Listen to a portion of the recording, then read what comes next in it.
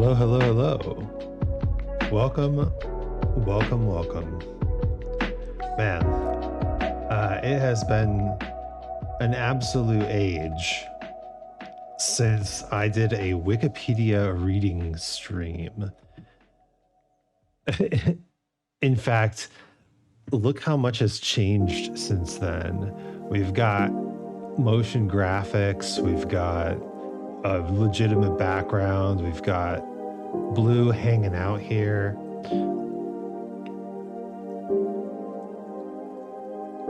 It's kind of ridiculous how much can change in a year. And I'm really hoping that in the next year things change just as much in a good direction. I did get some really good news. I did a remaster of a song for a good friend, Fern Drop, and she really liked it. She said she wants me to spend some time doing her next remaster. So that's really exciting. It feels like that might be a way for me to actually make money doing music. And that's a big deal for me because I've been looking for something like that for a while now. But we're not going to it's important not to hope too much for the future because it'll color your perception of the present, which is very important. You need to keep your focus on the present. Why? Well, investing your emotional energy too far into the future or past can remove you from the things that you need to do, from the things that you are feeling and experiencing now.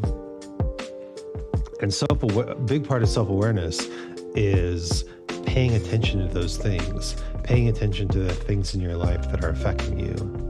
So we're going to take the time we need to make sure that you can focus on the present. And what better way to focus on the present than to discuss the recent passing, the very relevant and important news of Aaron Charles Carter, an American rapper, singer, and actor. Now, you might be asking yourself, it's just like some preteen pop star, you know. What does this have to do with anything? Well, first of all, he was 34. Very tragic to die so early.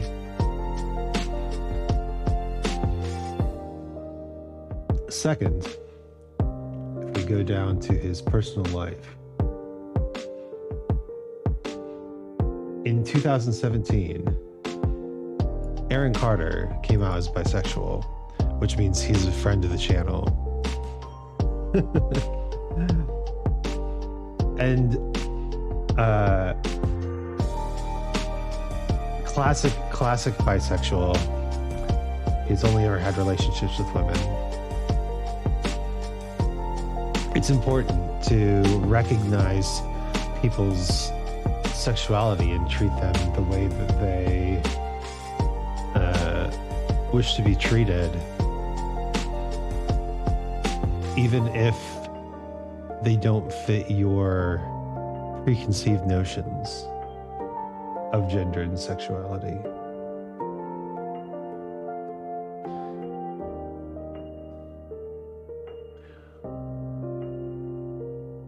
But we're going to read a bit. Aaron Charles Carter was born on December 7th, 1987 in Tampa, Florida, where his parents, Jane Elizabeth and Robert Gene Carter, ran a retirement home. Interesting.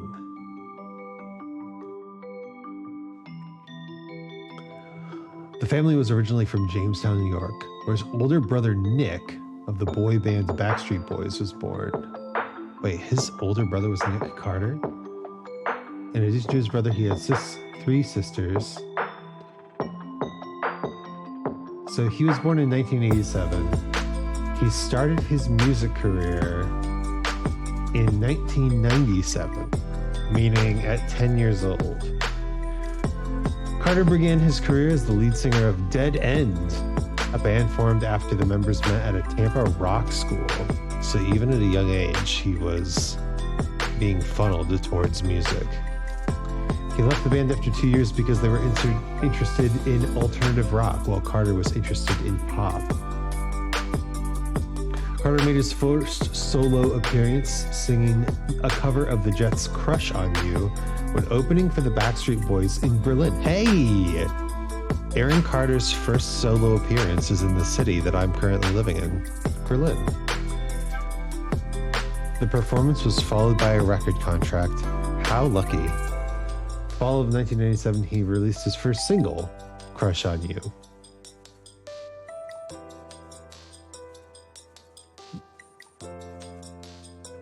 Wow.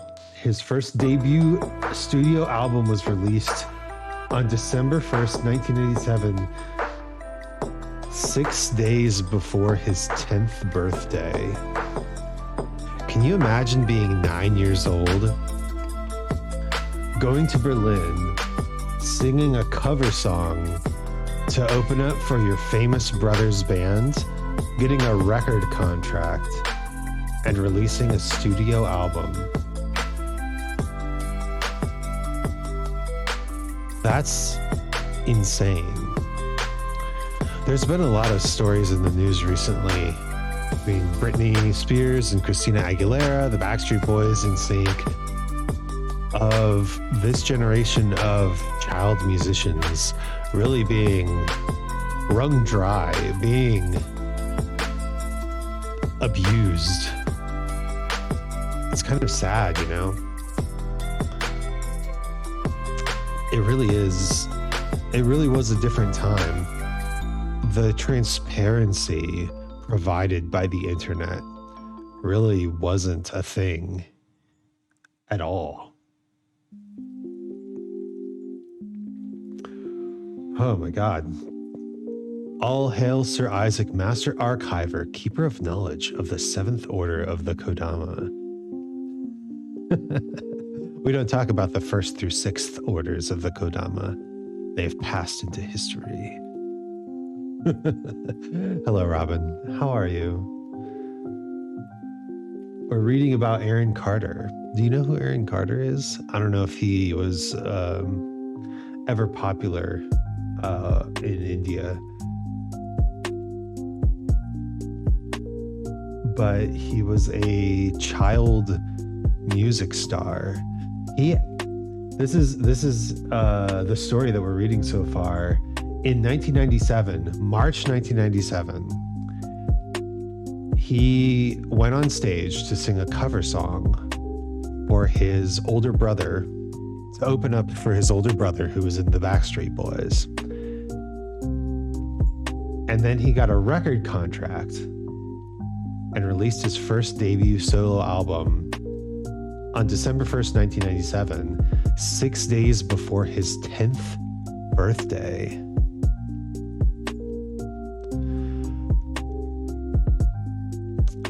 Hello, sir. Good. Thank you so much for asking. How are you yourself? Seems a bit low. And what's the name again? Aaron Carter. My voice seems low. We can turn that up a bit.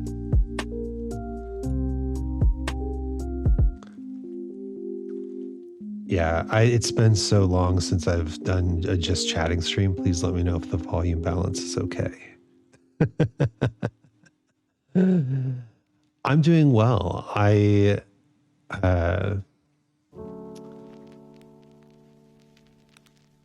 looking forward to the future, hopefully, which isn't always the best thing to do. Actually, music is a few decibels high. Okay. We can crank that down a little bit. There we go. So at 6 days before his 10th birthday, Aaron Carter, down by 30% should do. Okay. I think we got there. Let me know. I did adjust it. Let me know if it's still no good. Carter's second studio album, Aaron's Party, Come Get It, was released in the United States on September 26, 2000. Wild. The album sold more than 3 million copies in the United States and was certified 3 times platinum. The album included the hit singles I Want Candy, Aaron's Party, Come Get It, and That's How I Beat Shaq. That's How I Beat Shaq? How have I not heard of this song? The single was released with the permission of Shaquille O'Neal. Let's see. That's How I Beat Shaq. The song was used in the trailer for Hey Arnold the movie. What a 90s trip that is.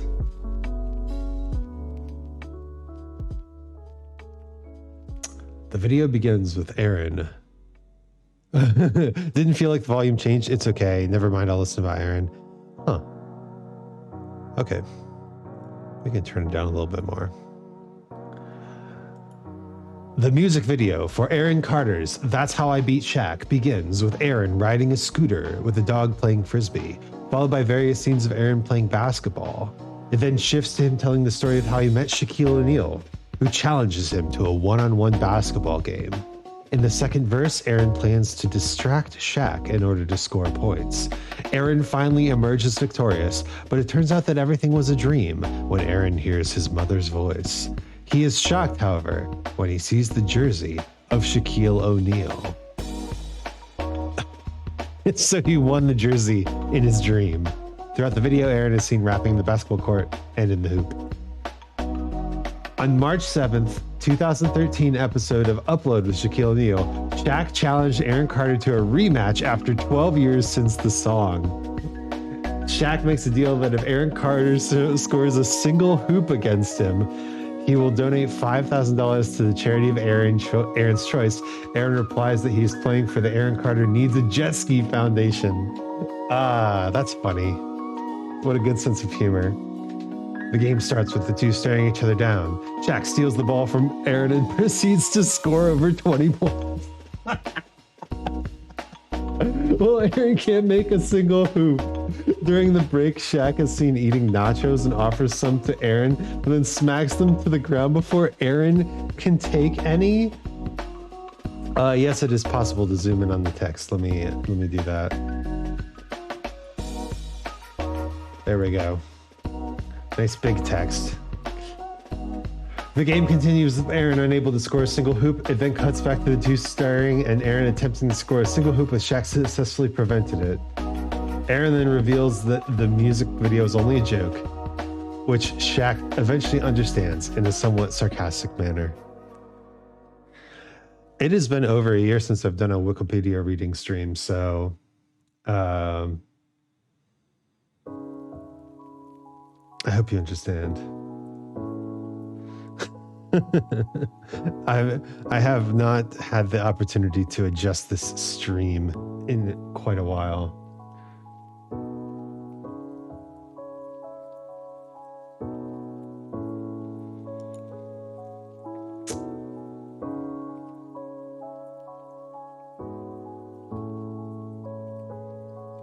Yo, Hellwalker, how's it going?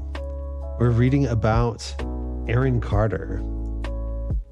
Aaron Carter, the guy who did the song That's How I Beat Shaq.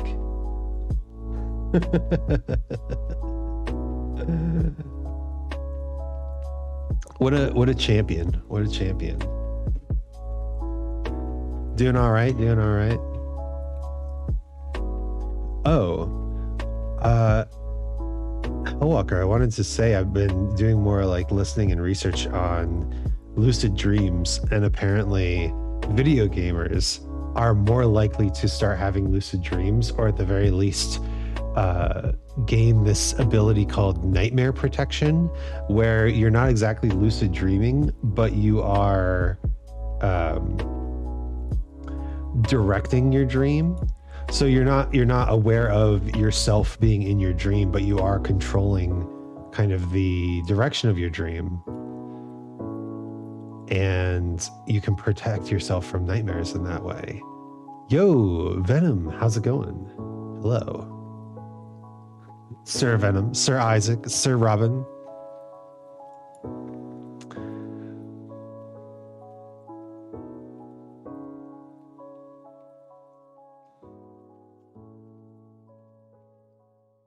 Let's see. Now, this is kind of what I was talking about. In 2002, Carter's parents filed a lawsuit against his former manager, Lou Pearlman. Look at that guy. That's like such okay, we have to read about Lou Pearlman. He died in federal custody. Jeez. Lou Pearlman was an American record producer. He looks like the stereotype of an American record producer. He was the person behind many successful 1990s boy bands, having formed and funded the Backstreet Boys. After their massive success, he then developed NSYNC. It was all the same guy. There was this rivalry between Backstreet Boys and NSYNC, and it was all the same guy. This is like finding out that CNN and Fox News are both funded by the same multimedia conglomerate. Incredible. In 2006, he was accused of running one of the largest and longest-running Ponzi schemes in U.S. history, leaving more than $300 million in debt. After being apprehended, he pled guilty to conspiracy, money laundering, and making false statements during a bankruptcy proceeding. In 2008, Pearlman was convicted and sentenced to 25 years, but he died 8 years later in federal custody. Anyone heard the song called I Believe by Savage Garden? What's the song by Savage Garden that I know? Want You, I think it's called. It's the one where they go Chicka Cherry Cola. That's another band from this era. You don't recognize the name Savage Garden? Or you don't recognize the name I Believe?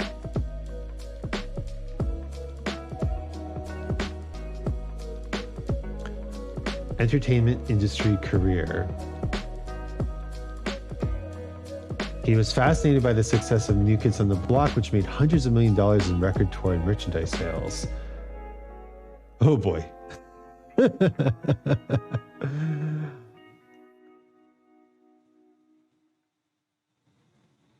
It's okay. We all get older eventually.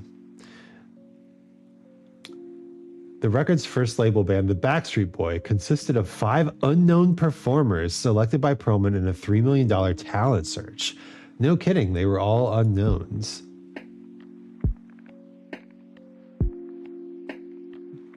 The Backstreet Boys became the best-selling boy band of all time, with a record sales of 130 million.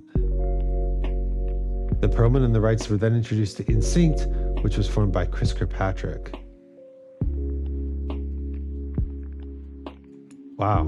Funded and managed NSYNC in a very similar fashion. Whew. The other day I accidentally burned my arm. Got a big old blister there now. Apparently you shouldn't touch extremely hot metal. Who knew?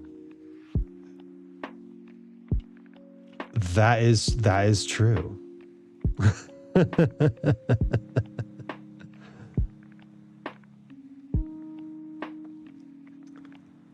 And here we go.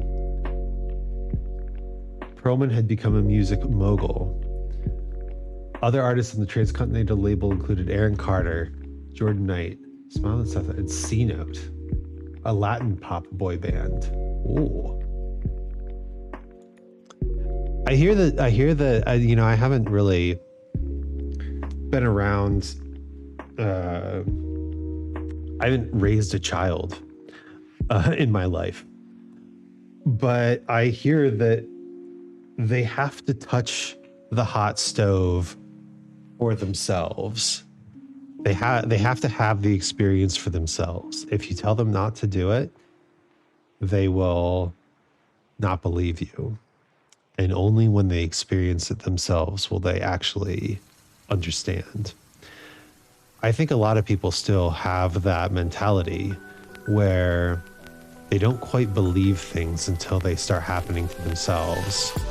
I think it's a sign of mental immaturity if you can't look at someone else's experiences and understand them. Depends on the child. Actually, I've heard that children have a lot of variety in their personalities even from the day they're born. Pretty crazy. Like, you have no life experiences, literally zero, but they act so differently. My wife tells me that she was a very obedient child. She acted out once and then she never did again.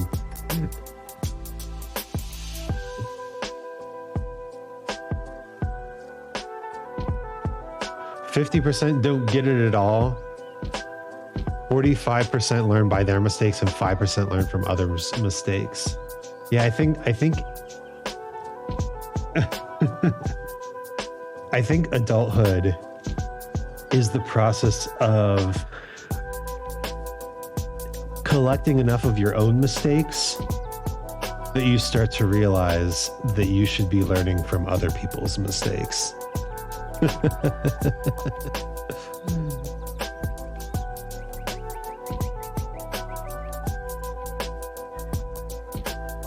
With the exception of US5 and Marshall Dillon, all of the musical acts that worked with Perlman sued him in federal court for misrepresentation and fraud.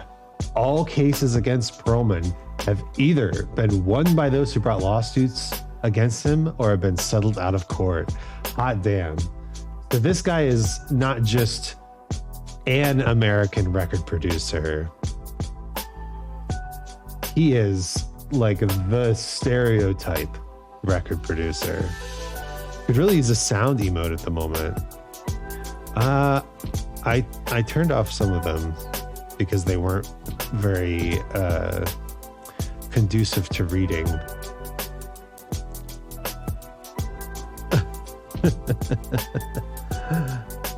Maybe I should make a 10 channel point redeem, adjust the volume. Music too loud, music too soft. BRB, all good. The members of the Backstreet Boys were the first to file a lawsuit against Perlman, feeling that their contract, under which Perlman collected as both manager and producer, was unfair because Perlman was also paid as a sixth member of the Backstreet Boys. Are you kidding me? Sixth member of the Backstreet Boys. Right here. This guy. Louis J. Perlman. I bet you didn't know. Bet he didn't have a very big fan club, huh? The band's dissatisfaction began when member Brian Littrell hired a lawyer to determine why the group had received $300,000 for all their... Wait, as a group, they received $300,000 for all their work, while Perlman and his record label had made millions. Fellow boy band NSYNC was having similar issue with Perlman, and his members soon followed suit. At age 14, Aaron Carter, my boy, filed a lawsuit in 2002 that accused Perlman and Transcontinental of cheating men out of hundreds of thousands of dollars and of racketeering in a deliberate pattern of criminal activity. The suit was later settled out of court. I bet it was. This guy eventually pled guilty to money laundering. They probably didn't want to go through discovery. Oh boy. Whew. Yeah, okay, so this guy's like a real piece of work. Perlman was featured in the third season of American Greed. What is this? I haven't heard of this.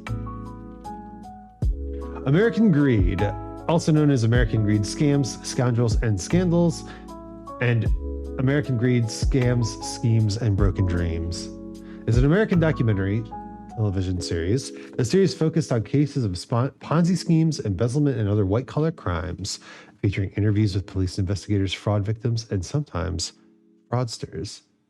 Yo.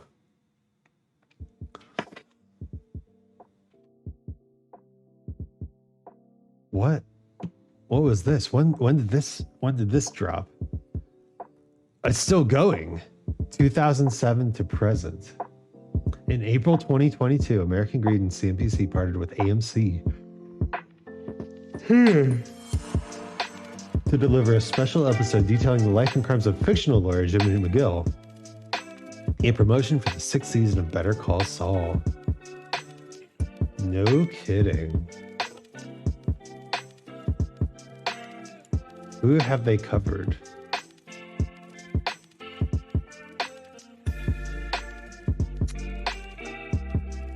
All right. These, they're an hour long, and it looks like anywhere from, 6 to 20 episodes per season. This is some serious documentary work.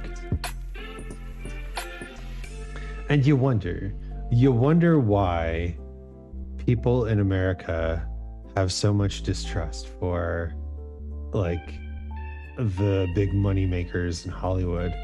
There we go. Boy band mogul conned $600 million from investors to live a glamorous life, but he might have had a scandalous secret life outside his frauds as a boy band mogul.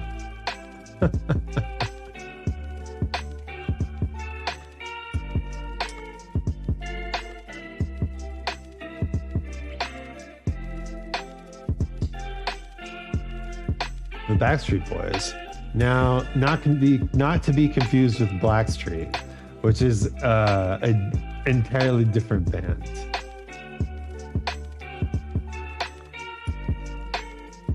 The Backstreet Boys, let's see. The Backstreet Boys have sold over 100 million records, making them the best-selling boy band of all time. They are the first group since Led Zeppelin to have their first 10 albums reach the top 10 on the Billboard 200, and the only boy band to do so. Wow. I love some of Savage Garden's songs. I must be old as well. Uh-oh.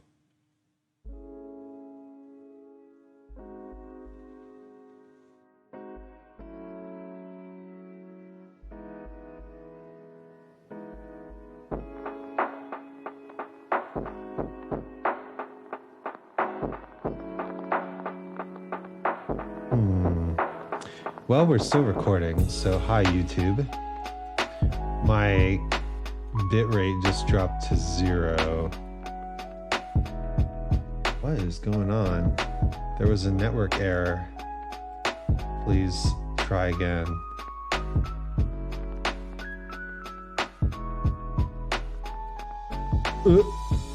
Okay, there we go. Hello. That was interesting. I saw my bitrate drop to 0, and I was like, that's not correct. Savage Garden, though? Let's see.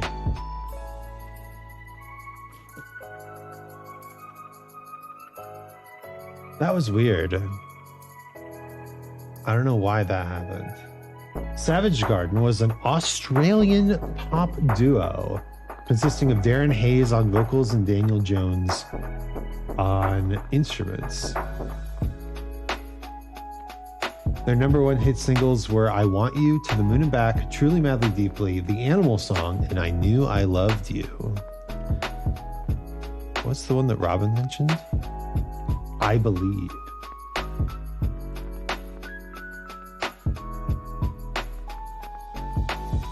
In 1993, multi-instrumentalist and producer Daniel Jones placed an advertisement in Brisbane newspaper Time Off seeking a vocalist for his 5-piece covers band Red Edge, which he had formed with his brothers. Darren Hayes, who was studying at university, was the only respondent and joined after his first edition. Wow.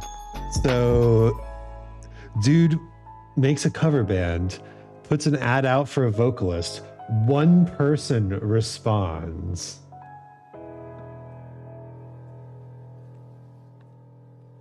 and they end up becoming Savage Garden. Wow. Red Edge played venues along the Gold Coast pub and club circuit while Hayes and Jones started writing original material. That's an excellent way to start doing an artistic thing. Imitate other artists while working on your own original material. Make a career doing covers or fan art or something like that, and then slowly build up a following for your own work. In June 1994, Hayes and Jones left Red Edge to pursue a career together, originally as Crush. The new duo was renamed Savage Garden after a phrase from The Vampire Chronicles by Anne Rice. Beauty was a savage garden. I had no idea. Another group I like is a random band called Electric Callboy. They are not a random band. They are one of my favorite bands. Please. They're German too, so that's super cool. Electric Callboy rocks. By year's end, the pair had enough songs for a demo tape. They sent 150 copies to various record companies around the world. John Woodruff was the only positive response. No kidding. So this group is like insanely lucky. Daniel Jones put out an ad in the paper and got one response, and it ended up being the guy who carried them through to stardom. And they sent out 150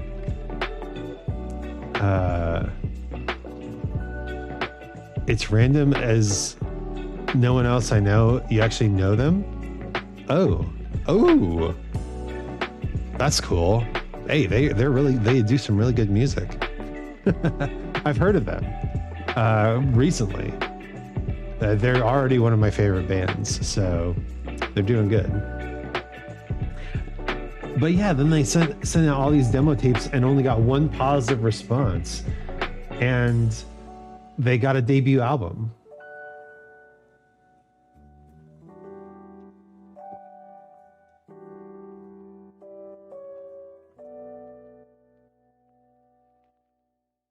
Dang. And then they basically took off. I like Little Big and Die Antwoord. Don't judge me there. Look, I'm not one to judge people's musical taste. Well, it's late. I'm going to hop off. Good luck and have fun. Hey, thanks for stopping in, Hellwalker. I hope your burn heals you soon.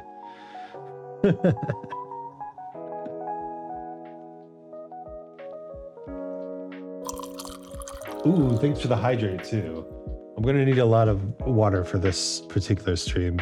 Doing reading streams is always like that.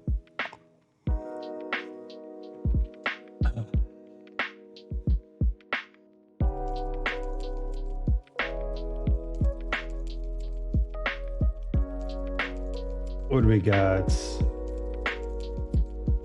I wanted to look up more Darren Hayes. Darren Hayes, he did stuff after Savage Garden, right? Hayes released his first solo album in 2002. And after a decade-long hiatus, he returned in 2022 with new singles. Wow. October 2022, he literally had some stuff come out last month. Hayes headlined the 2022 Sydney Gay and Lesbian Mardi Gras Parade. Yo, is this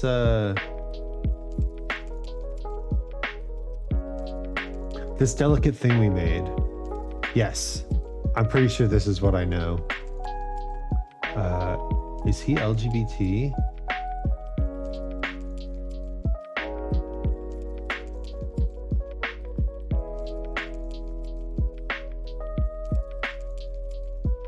Hayes started coming out as gay to friends and the head of his label in the early 2000s. He entered into a private marriage ceremony with his boyfriend of 2 years, Richard Cullen. They entered into a formal civil partnership. Aww.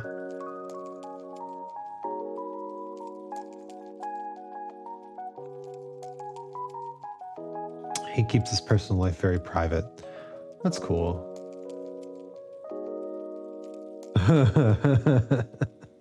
Let's read this. In a 2017 interview with Attitude, Hayes commented, "I don't regret publicly coming out for a second.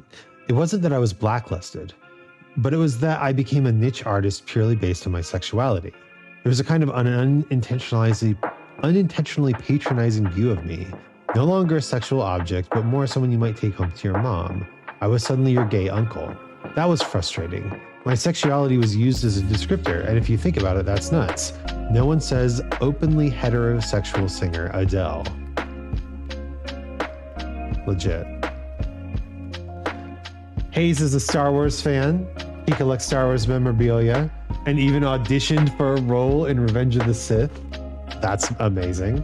After JoJo's Bizarre Adventure got the license for his hit song I Want You to be used in the animated Part 4, Diamond is Unbreakable, he expressed his gratitude and also revealed that he is a fan of the series. Yes!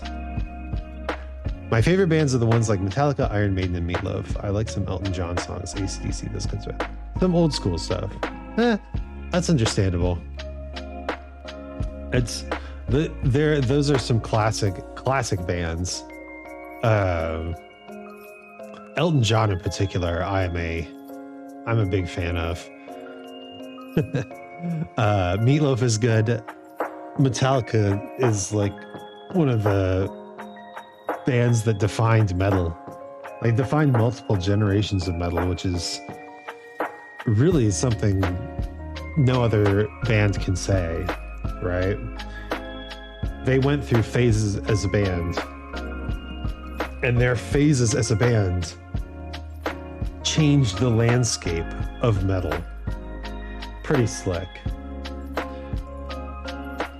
Diamond is Unbreakable, baby. Now we're talking about anime. I love it.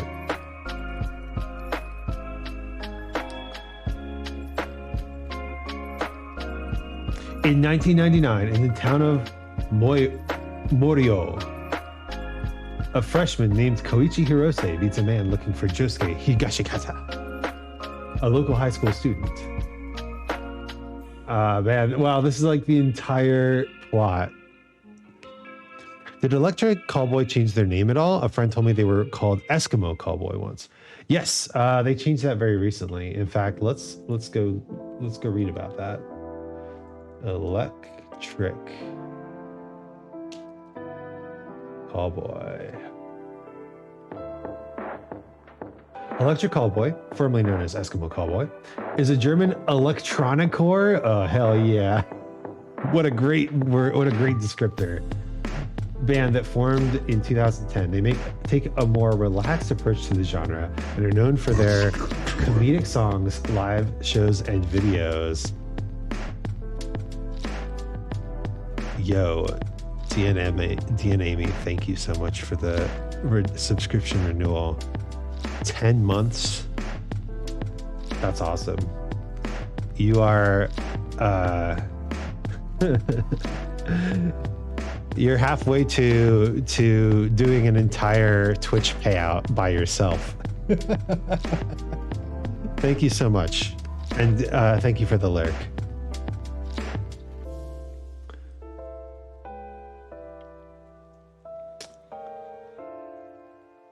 So yeah, the thing that I know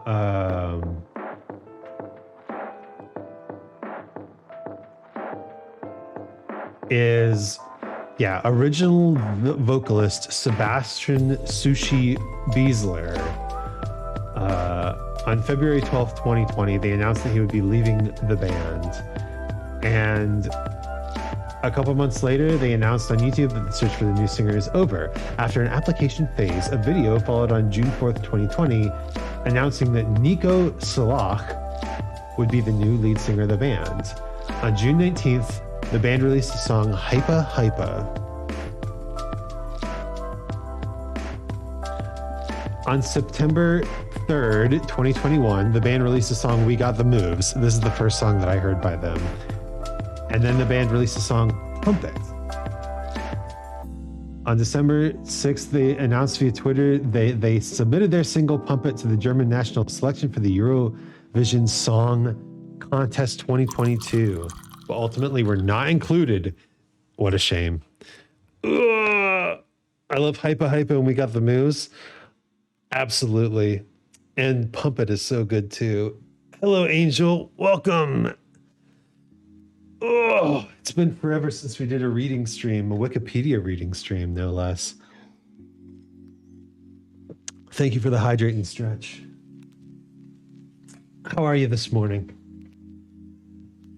On December 22nd, 2021, the band announced through Instagram that they were removing old songs from all platforms due to offensive lyrics and that they were reconsidering the band's name. On March 9th, 2022, they announced that they would be called Electric Callboy from now on. The band changed the word Eskimo to electric because it can be seen as a derogatory name for the Inuit and Yupik people in Alaska. They subsequently re-released the artwork from their previous albums with the new name. There you go. You barely had any sleep. Oof. Do you have time to nap or snuggle up this morning or afternoon? Are you doing any are you working at all? You're in Hamburg, is that right? Munich, Frankfurt, Munich?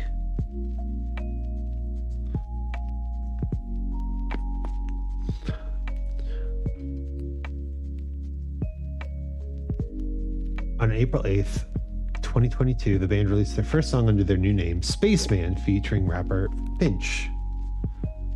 On July 8th, the band released a song called Fuckboy.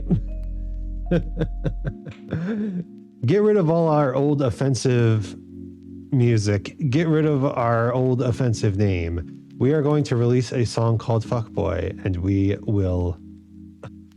you will listen to it.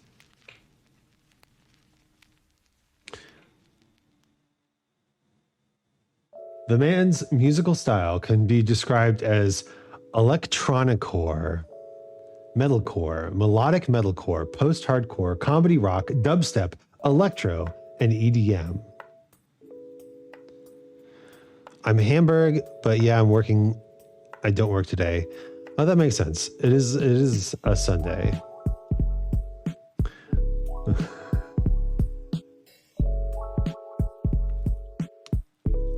I hear Hamburg is a good city for music.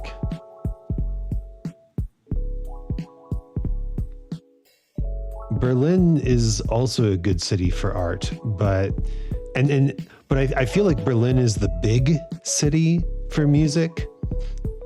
You know, it's the city that is big enough to get every single artist who tours Europe coming through. The number of hype names on posters that I've seen just being in Berlin is insane to me. I mean, I've lived most of my time in the human world in like the Midwest America, and people basically just stop through and hit Cleveland if they're touring America. I'm probably going to stay in bed and snuggle with my short king. Nice. I'm glad you two are getting time to snuggle. I also love Rammstein. They're one of my all-time favorite bands. I should probably listen to more German music in general. Rammstein, I hear, is very good. I just haven't. I just haven't. But I hear that Rammstein is pretty good if you want to learn German because they have almost an operatic quality to their sound, which is really good for the words being clear and distinct and separate. There's not a whole lot of mumbles or long strings of words connected to each other.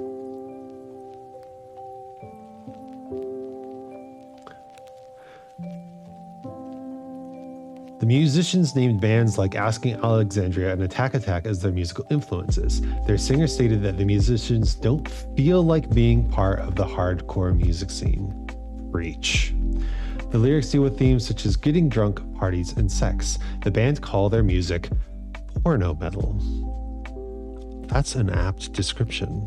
In an interview with the German Fuse magazine, vocalist Sebastian Bissler meant that the lyrics only use cliches in a satirical way.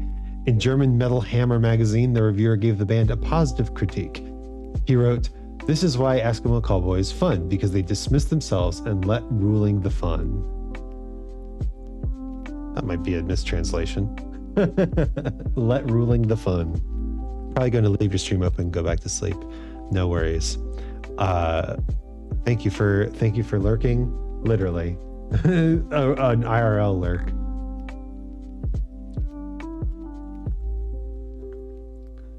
Dude, this picture of Nico Salic is something else. Look at this. Look at the contacts. Look at the face paint. This dude is like, you can kind of look at a picture of someone and tell if they are frontman material. Like, this dude has energy bigger than his skin. This dude has a presence that exudes out. He is like forcing himself out into the audience. That's the sign of a good frontman. Singing talent is kind of on the back burner. you don't actually need to be that good of a singer in order to actually really be a good frontman. Two totally different skills. We've got a good band that was formed in my city called 660. Ooh. So I almost feel like it's unfair for me to say like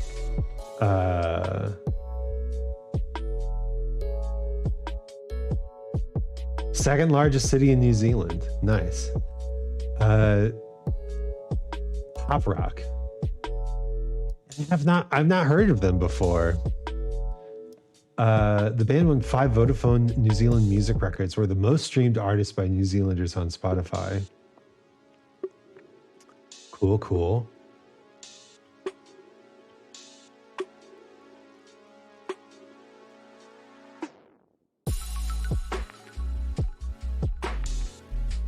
Wow. 50,000 people. So one of the things that they talk about when streaming is it's important to keep your audience in perspective. If you have an audience of like 5 or 6 people, you could reasonably have a conversation with that many people in real life. Also, welcome back, Robin. But once you get into even like the 10 to 15 range, all of a sudden you would struggle to have a conversation with all of them in real life, and you almost need to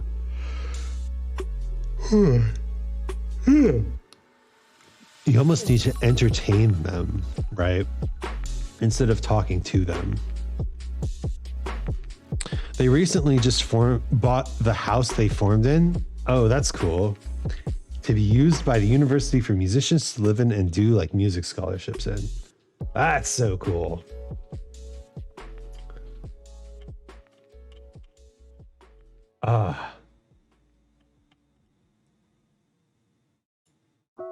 And they don't even talk about that. Oh wait, no, they do. 660 was formed in Dunedin. The founding members met while attending University of Otago. The band creating their name from the street number of the house they lived in Dunedin, 660 Castle Street. As G. Fraser said, that's where it all began. It was the beginning of everything. It was a place that meant so much to us.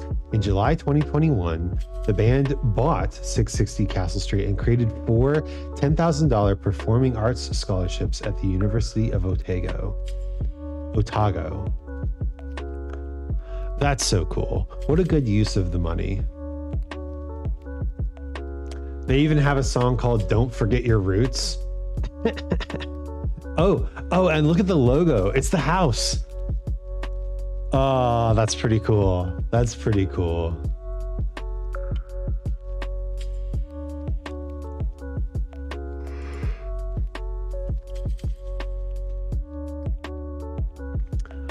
one of the things that I think eventually every content creator has to deal with is success. Success is a big problem because success makes you feel like you are doing everything right, when you might be doing things well enough to succeed, but you may not be doing them the best you could be.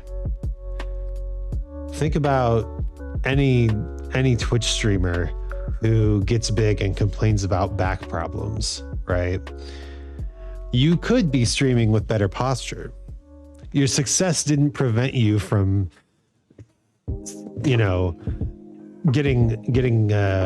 having to have back surgery because you stream with bad posture, right? If you go into any sort of medium and find success, the trap is that you stop thinking about how to improve yourself. You stop thinking about what you're doing and you start to just do the same thing that got you successful over and over, until one of the things you've been neglecting catches up with you. And I think one of the big things that you can do is not know what to do with the money, right? I'm thinking of Iron Mouse. I hope that she is doing okay. She is experiencing a lot of success, and she's pouring that money back into her streams and back into her family. But I really hope that she has ideas for what she wants to do when her streams are amazing and when her family is secure financially. Because if you don't think too far ahead, you can suddenly find yourself with success and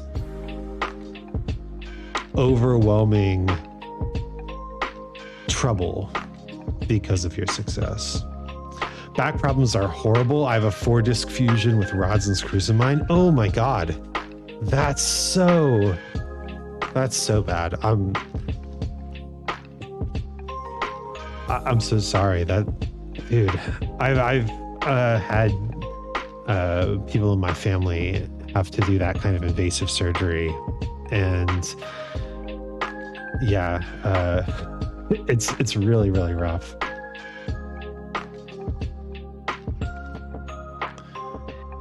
I have my stretching and my posture all in the hopes that someday I will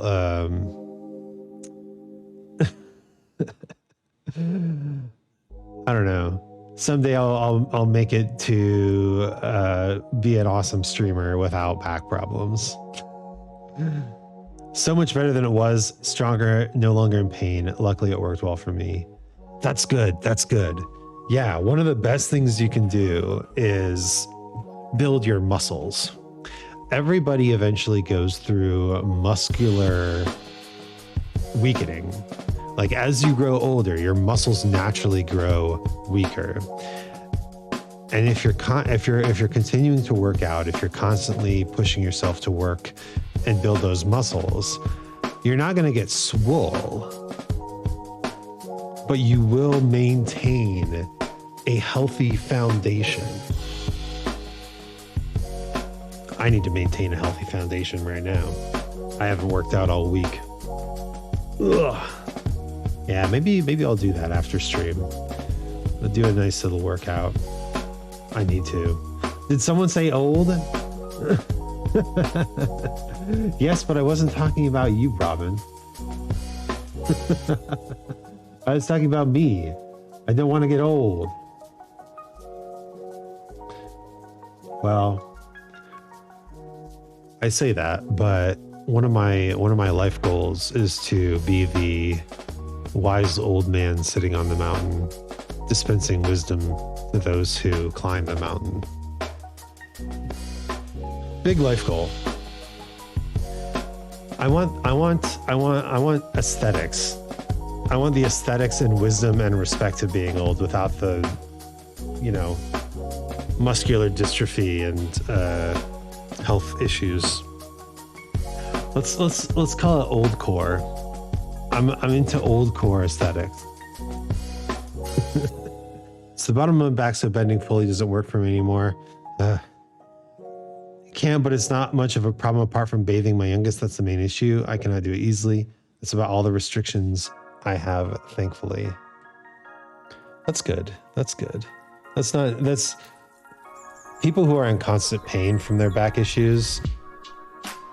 It really does sound like one of the worst things that can happen to you. Just this constant pain from sitting, standing, doing anything, right? The back is the center. The back is the core of everything you do. Success to me is when I wake up every morning and have the freedom to spend the day as I like. Nothing else.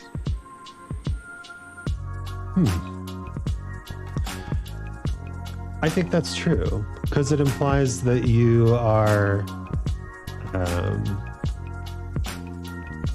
it implies that your basic needs are met. You know, you're spending the days as you like, and yet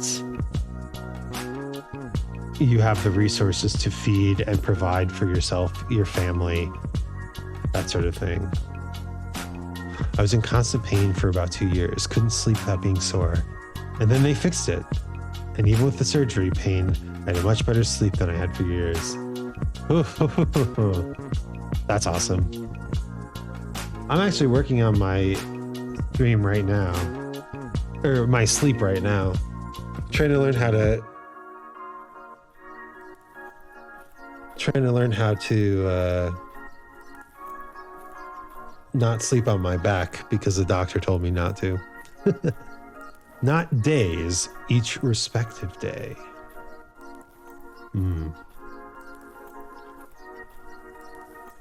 That's a very present-focused mindset. I like that. Success to me is having my family fed and a roof over their heads and happy. That makes me rich, I feel. Yes. I think that as you grow older, you collect more valuable things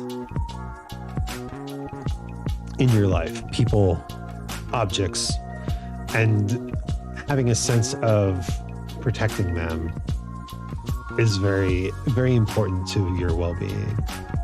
Oh, you're looking at Maori language. That confuses me 100%. Let's read about it then. Maori Language Week, I'm not going to attempt to pronounce that, is a government-sponsored initiative to encourage New Zealanders to promote the use of the Maori language, which is an official language of the country. Oh, I didn't know that. Maori Language Week is a part of a broader movement to revive the Maori language. Cool, cool. So in the 1970s, they presented the petition. Wow. 1970, since 1975, this has grown to be the first Maori Language Week. Wow. So it's quite a long-standing tradition. I mean, 1975 may not sound all that long ago in terms of history, but it was 45 years ago. I dare say probably a majority of the New Zealand population has never lived without Maori Language Day. It's a difficult language and it's really not used at all anymore. They try to get it used more and more, but unfortunately it's a dying language. That does happen. Languages are, I think, a result of a culture having their own space, right? It's not enough to just have a culture. You need that culture to have their own space that isn't really intruded upon, right? I'm not a fan of the, overwhelming nationalism that is plaguing a lot of countries these days.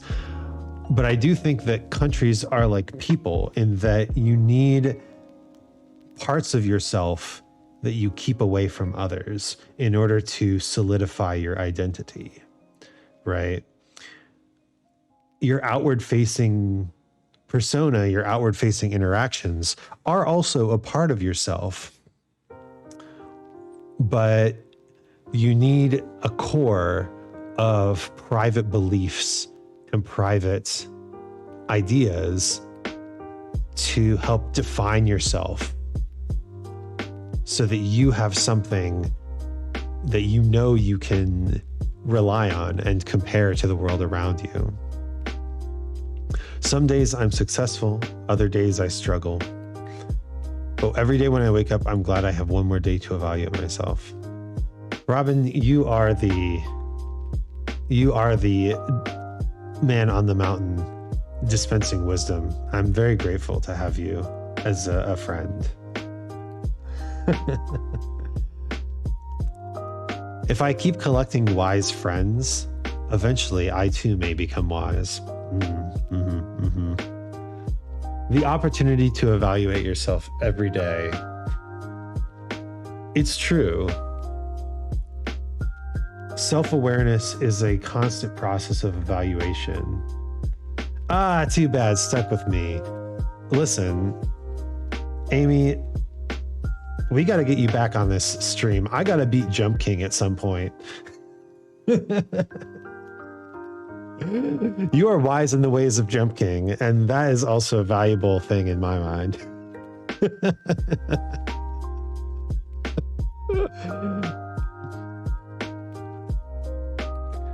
But also, I really appreciate your insight into streaming and moderation and stuff like that.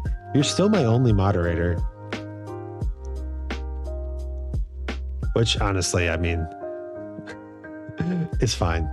I don't think we're that big around here. Yeah. Kind of like what I was talking about earlier. Success, unfortunately, brings a feeling like you need to rely on the things that made you successful, and it destroys your ability to attempt to control your life. I'm sure you'll find more when you need them. Hello, Sir Moderator. Lady Moderator, actually. How are we today? Lady Moderator. Although, I know Sir and Lady are kind of the equivalents, like the medieval equivalent, right? But hasn't Lady just been completely ruined by the Milady memes? Madam. Madam is pretty good. Sir and Madam, I like that. It gives a more Victorian feel than a medieval feel. Also, Madame Moderator, now that's a title. You should put that on your resume, Amy. Milady, how about fuck off? Exactly. They ruined it. The fedora wearers have ruined the term my lady. Oh yeah, okay. In 2016, the Disney film Moana was dubbed into Maori, presenting in Auckland as part of Maori Week. Rachel House, Jermaine Clement, Tamara Morrison, and Oscar Knightley, all cast members of the original English language version of the film, reprised their respective roles in the Te Reo version. No kidding. So there's a... Thank you for the lurk, Robin. There's a version of Shiny from Moana featuring Jermaine Clement. Great song, by the way. I'm not going to play it on stream because I will immediately get mouse copyright struck.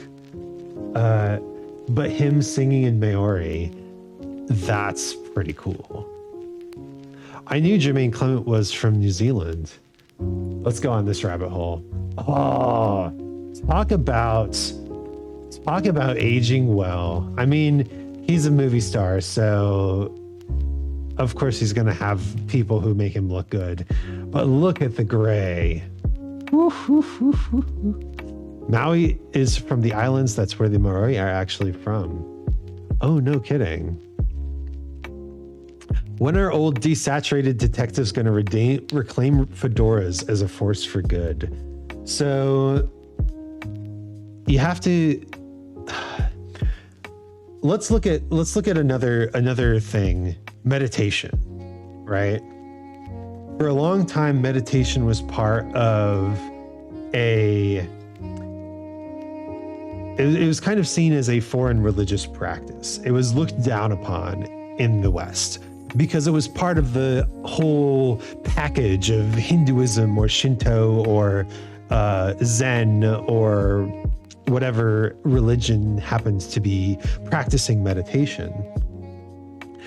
And it wasn't until the Beatles went to India, learned how to meditate, brought meditation back to the West and said, hey, we're meditating now, that people started to say, oh, meditation, interesting. So if you want to look at why the fedora was originally such a big thing, you have to go back to see who championed the fedoras. Now this is interesting. That's why the Maori god is Maui. We have books about where he slowed the sun, pulled up the islands from north and south. The smaller wee ones around are meant to be the parts of his waka. See, I would have no idea what you were talking about if not for Moana. I think that Disney is a horrible soul-sucking company, but representation done correctly is so important. And it's super cool to hear about this part of New Zealand native culture that I would never have known about. I mean, I've heard about the stories where he slowed the sun and pulled up the islands and dropped and created the coconut trees because, what's his name? The Hamilton guy decided to write a rap about it. Pretty cool. The term fedora was used as early as 1891. Its popularity soared and eventually it eclipsed the similar-looking Homburg. The word fedora comes from the title of an 1882 play by dramatist Victorian Sardou. Fedora was written for Sarah Bernhardt. Bernhardt played Princess Fedora Romanov, the heroine of the play. During the play, Bernhardt, a noted crossdresser, wore a center-creased, soft-brimmed hat. The hat was fashionable for women's, and the women's right movement adopted it as a symbol. Hell yeah! So Sarah Bernhardt, oh my God, what a champion. Look at this woman. A French stage actress, notable crossdresser. She played male roles, including Shakespeare's Hamlet. Dude. Rosenkilde, the queen of the pose and the princess of the gesture, while Hugo praised her golden voice. And she kick-started the fedora culture. So,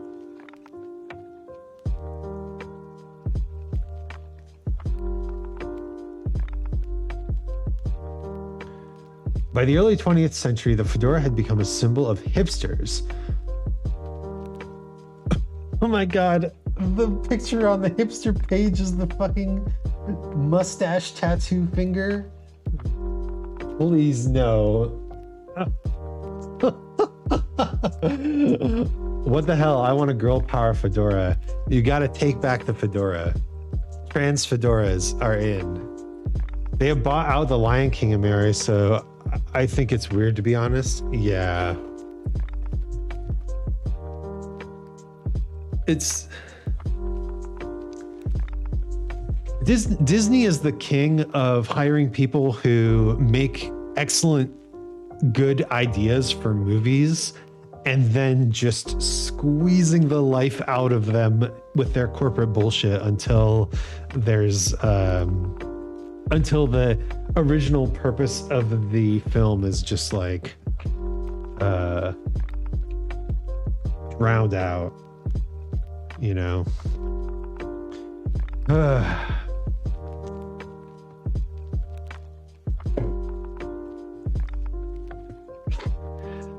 Vice has referred to the early 2000s as a fedora renaissance, with celebrities like Johnny Depp and Pete Doherty wearing the hat. The fedora is often derisively associated with neckbeard and incel stereotypes in online culture, with Vice stating, fedoras may be the most single-hated fashion industry fashion accessory money can buy. A popular meme of the actor Jerry Messing. Wait, is this who I think it is?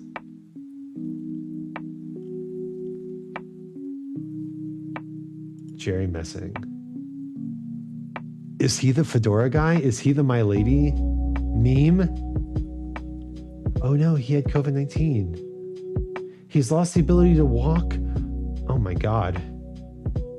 The poor guy. I mean, he's not in great health if he's the picture on the My Lady meme. Oh, poor guy. The 2016 issue of The Unbeatable Squirrel Girl depicts the Marvel Comics villain Mole Man reenacting the My Lady meme on his colored sadness. Can we get a Mole Man My Lady picture? All right, let's do this. Mole Man My Lady. Wait, Mole Man Malady. Oh, okay. Well, it came up anyway.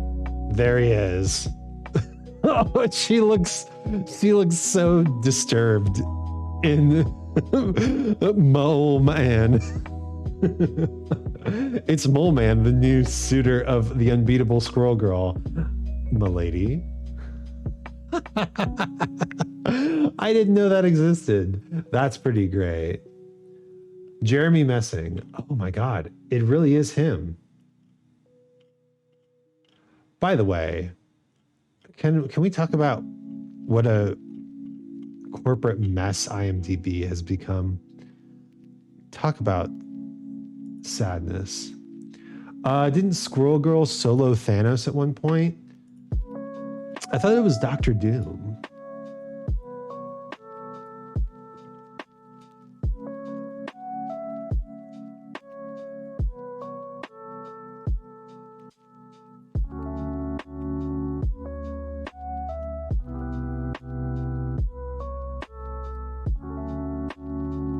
I don't know if they'll have it here.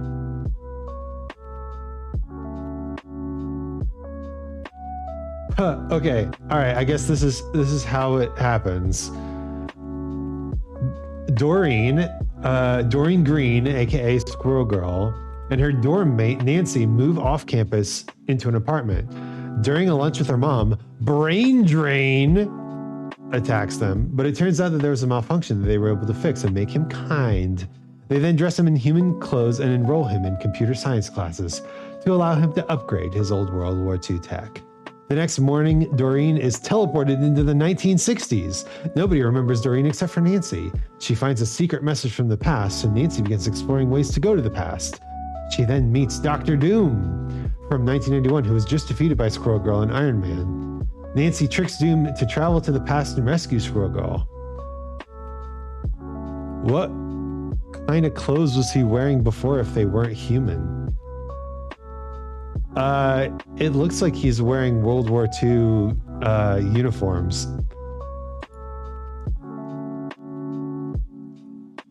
What the heck? He's a robot. Maybe he wasn't wearing any clothes.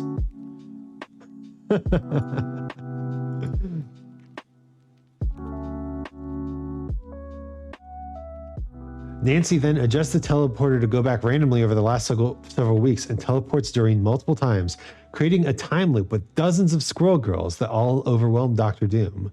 Not unlike his initial announced encounter with Marvel Superheroes Winter Special, but with dozens of Squirrel Girls instead of squirrels.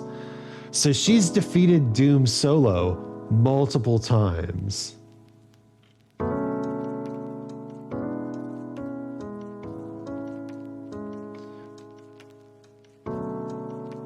She's defeated Doctor Doom solo. Squirrel Girl, the unbeatable Squirrel Girl, has defeated Doctor Doom solo multiple times.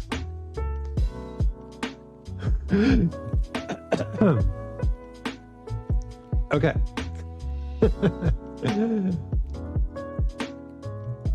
That was an excellent side trip. So Pete Doherty.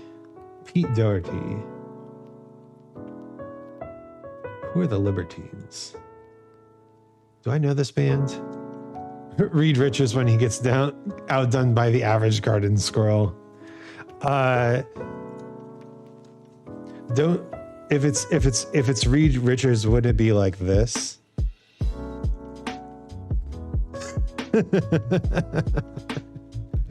Because he's a stretchy boy.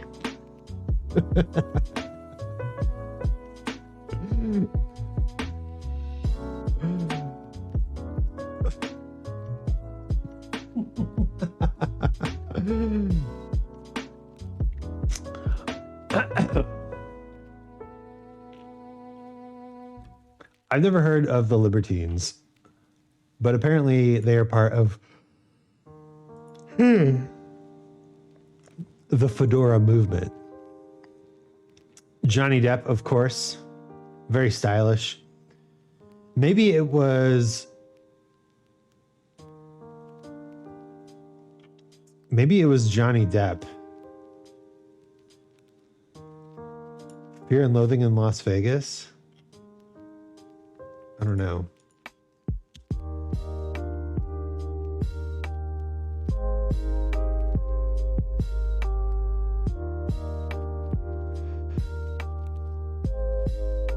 So, hipsters.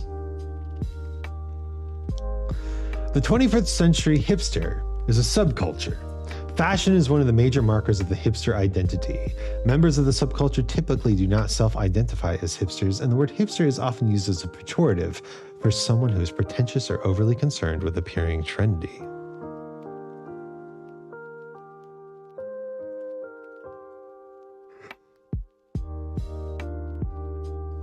Recently, you've been hyper-fixating on The Truman Show. The old Jim Carrey movie?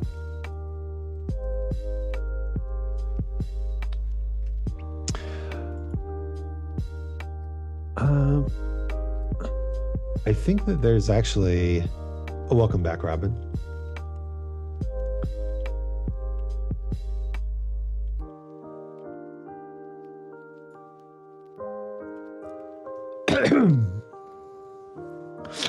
An essay published by the International Journal of Psychoanalysts analyzed Truman, the character from The Truman Show. It's such a great movie. I've seen it once. It was a while back, but I do remember it being very good. Truman is a prototypical adolescent at the beginning of the movie. He feels trapped into a familial and social world in which he tries to conform while being unable to entirely identify with it, believing that he has no other choice other than through the fantasy of fleeing to a faraway island. Eventually, Truman gains sufficient awareness of his condition to leave home, developing a more mature and authentic identity as an adult, leaving his child self behind and becoming a true man. Whoever wrote this essay is, they know what's up. They know what's going on. Got him.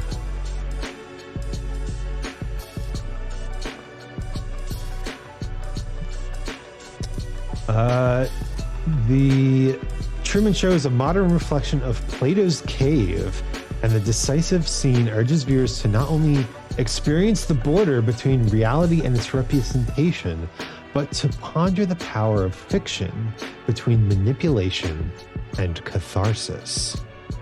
Oh, that's good. That's good. The power of fiction between manipulation and catharsis. Truman Show's a gem of the movie, amazing imagination for the social media for future. True. We can talk about the border of manipulation and catharsis in terms of social media as well, because connecting to people is a huge part of the human experience. It is a social species connecting to each other, but the technology can be manipulative, right? Jim Carrey is an incredible actor. I love his serious role in it. Jim Carrey is an absolute gem. He was one of the big comedy stars of the 90s, obviously, but yeah, his work as a more serious actor has been excellent as well.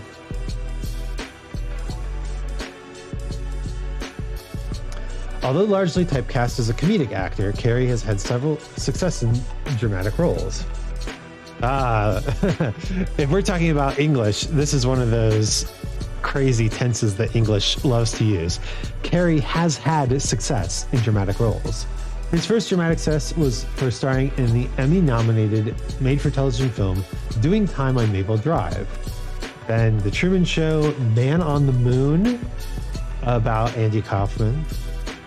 He later starred in Eternal Sunshine of the Spotless Mind. I noticed they did not do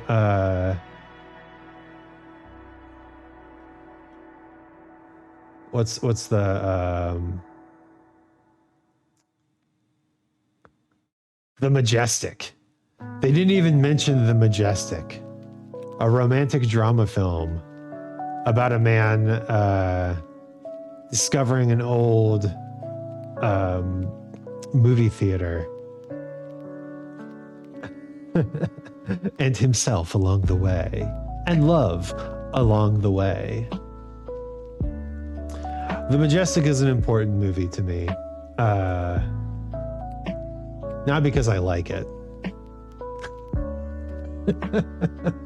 because it was on in the background during an important moment in my life.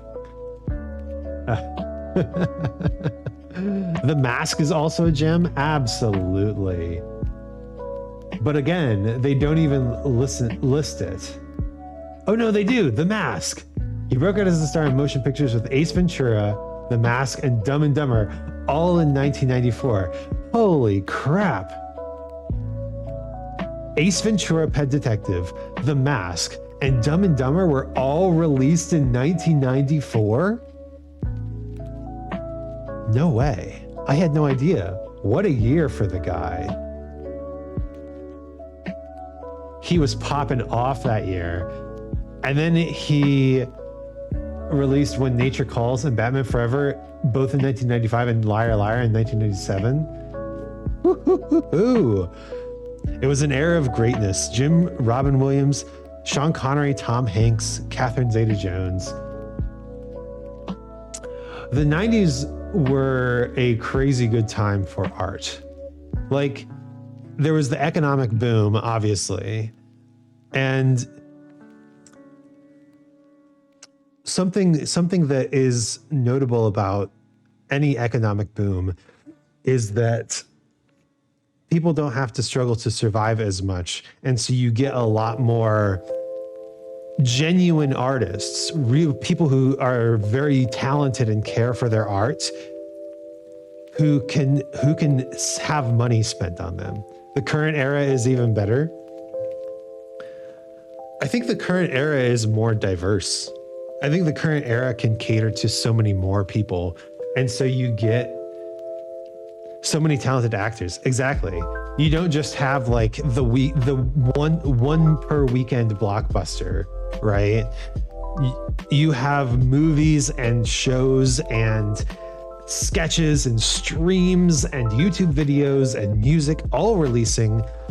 And if you want to find something that you can enjoy, there's a whole world of art for you. In terms of the economy, we're not going through like a huge, great time these days. But in terms of accessibility to the art, it's so good. just because of the sheer volume of actors, it's hard to stand out. But the new cast actors, some fine people doing fine work. Agreed.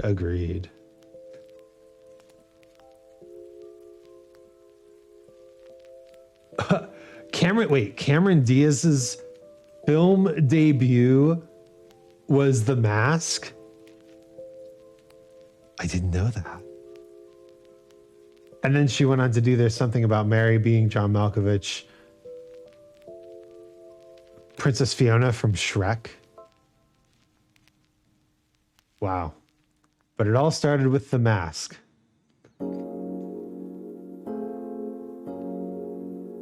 I also have to compliment Andor, which is much higher quality than most recent projects of the franchise. Oh, Star Wars? I've heard Andor is good.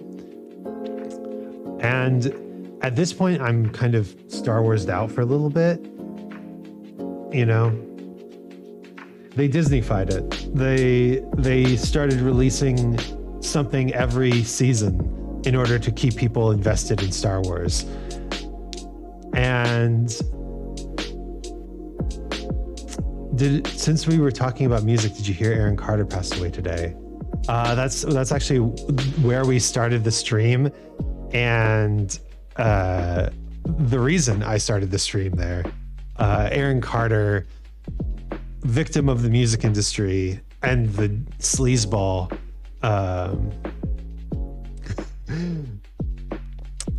What's his name? Where's my history? My history doesn't even go back that far. We've traveled through too many pages.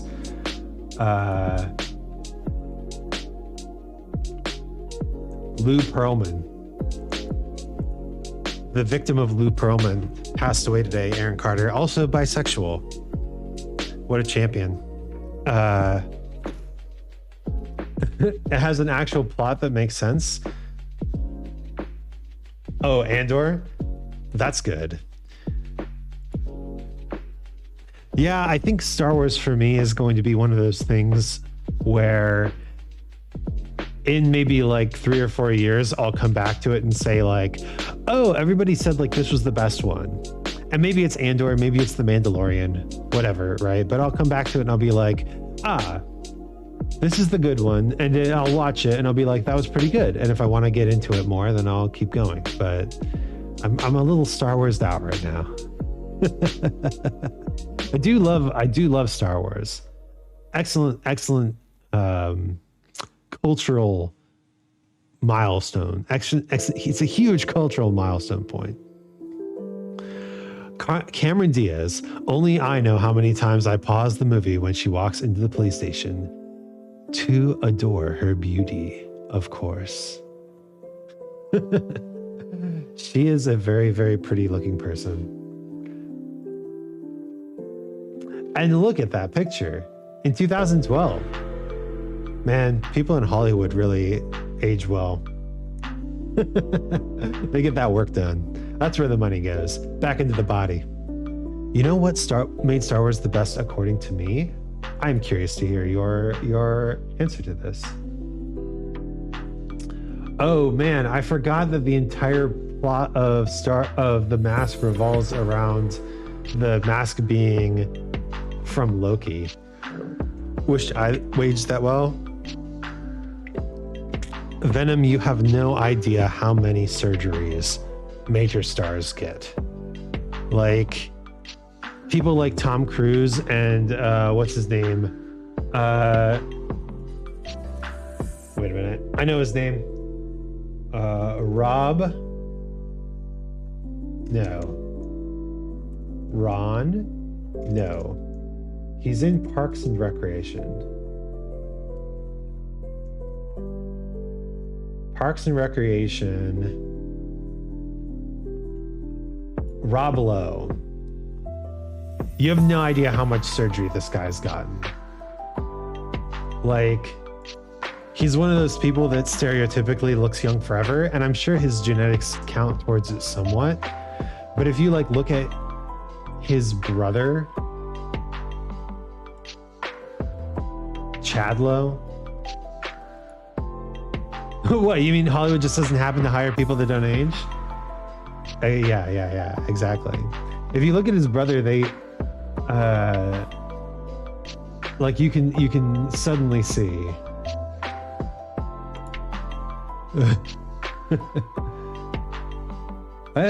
like see the genetics are there, but like he's got some balding going on, he's got some wrinkles, right? Whereas Rob Lowe is just like 58 years old. This is him at 48 and he looks like he's barely 30. Ridiculous. It provided so many iconic characters that every common man found some or other character to relate or enact as. Paul Rudd, yes. Paul Rudd is in a personal time loop as well. Look at this man. 53 years old. This is him at age 48 as well. Weird coincidence. No, this is him at age 49. Yeah, look at that. Crazy. He looks like a kid. Yes, I absolutely agree, Robin. I think the power of the original Star Wars and even the sequels and prequels as well, to some extent. Well, not the 7, 8, and 9. Those are very different. But 4, 5, and 6, and then 1, 2, and 3. They were told not as blockbuster movies, but as just stories that felt relatable and cool to a nerd. George Lucas, a nerd. And I think when people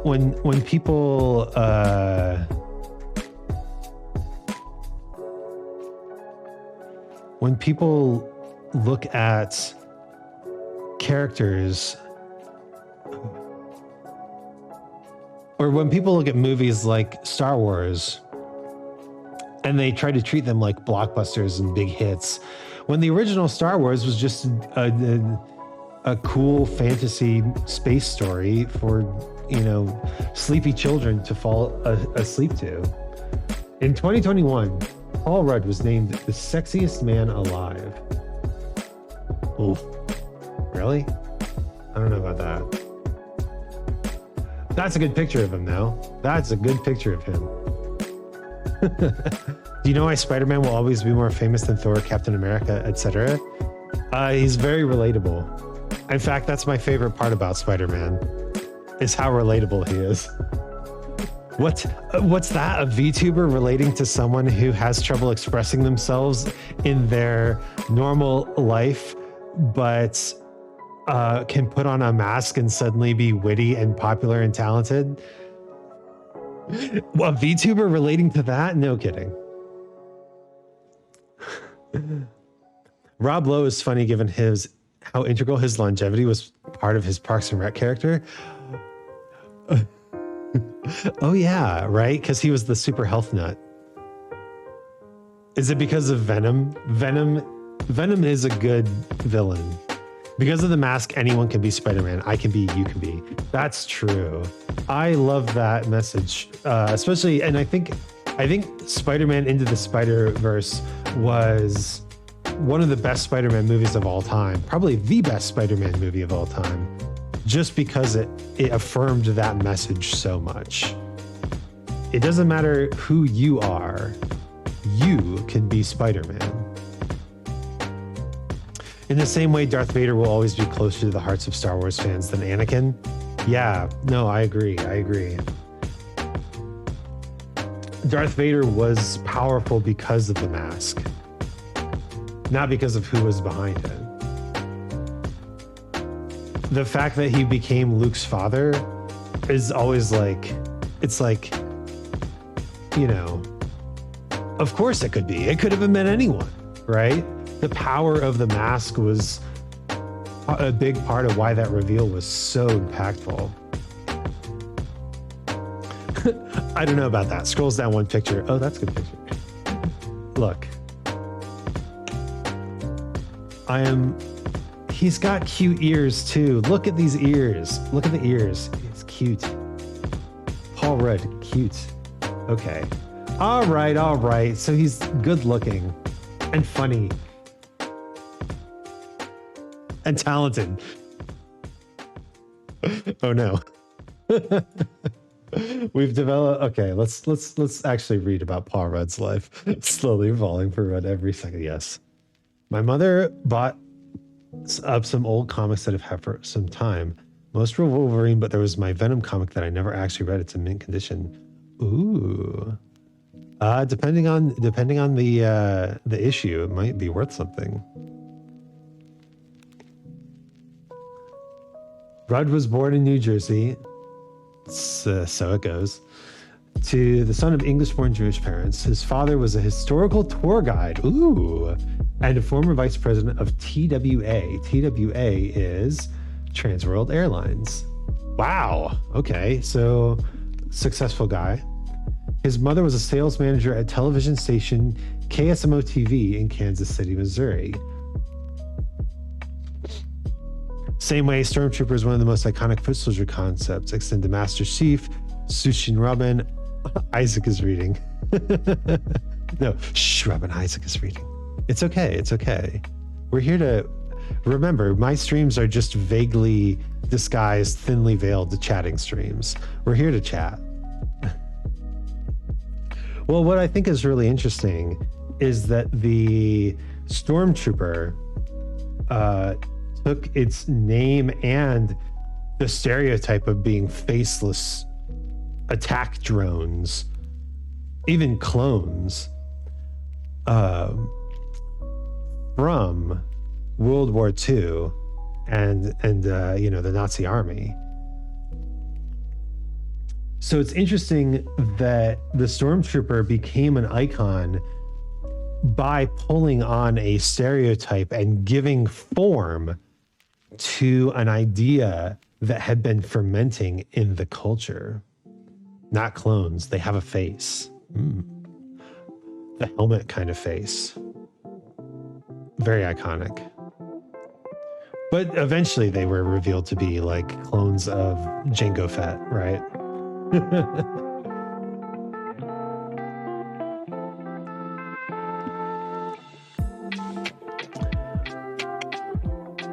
I think that is kind of what you're talking about. The power of Star Wars is that it took a lot of things that were formulating in the culture and gave them concrete forms and names and put them in space, right?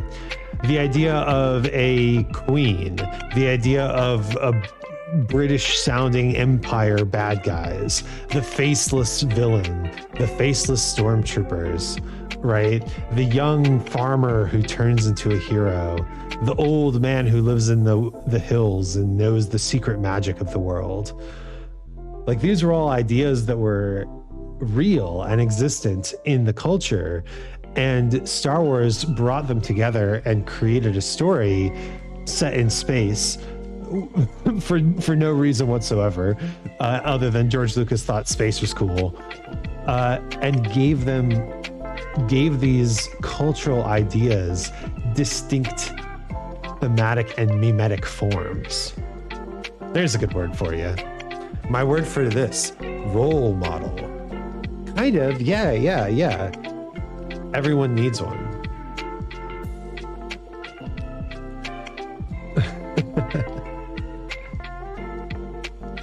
Obi-Wan was a role model.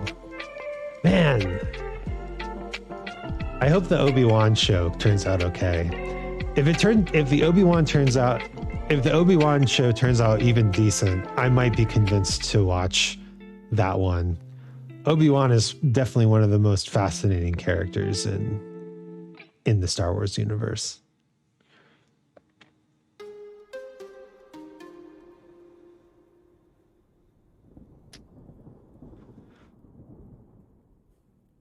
So let's see. So he's kind of got the Anglophile stuff going on. Rudd's paternal family's original surname, Rudnitsky, was changed by his grandfather to Rudd, His maternal family's surname was originally Goldstein. Ah.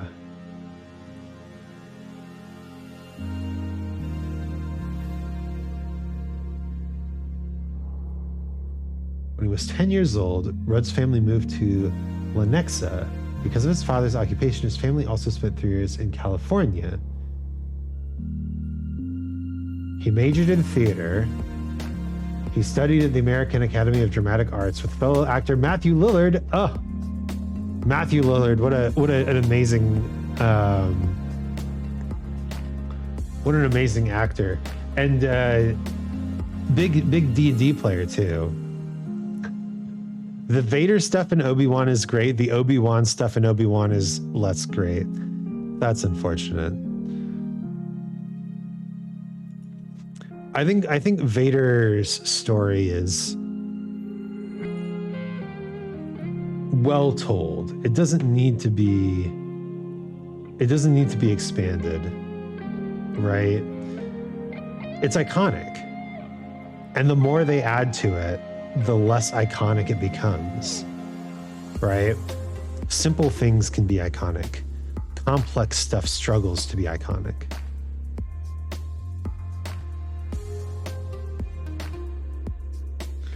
Rudd made his acting debut in 1991 where he starred in a Super Nintendo commercial. Okay. To YouTube. 1991. Paul Rudd. Super Nintendo commercial. Ha ha ha. Okay. Pause the music. Pause the music. We're gonna watch this.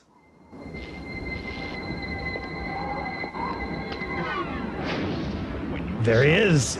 This kind of power, playing F-Zero. this kind of Rudd lore acquired. We're expanding the Ruddiverse. There's only one place to come: the games of Super Nintendo. No one else creates this kind of experience because no one else creates these kinds of games. Now you're playing with power, superpower.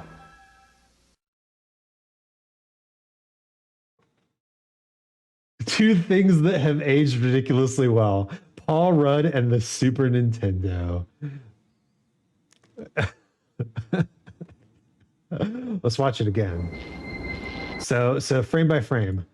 Notice it's a closed drive-in. So they're playing video games.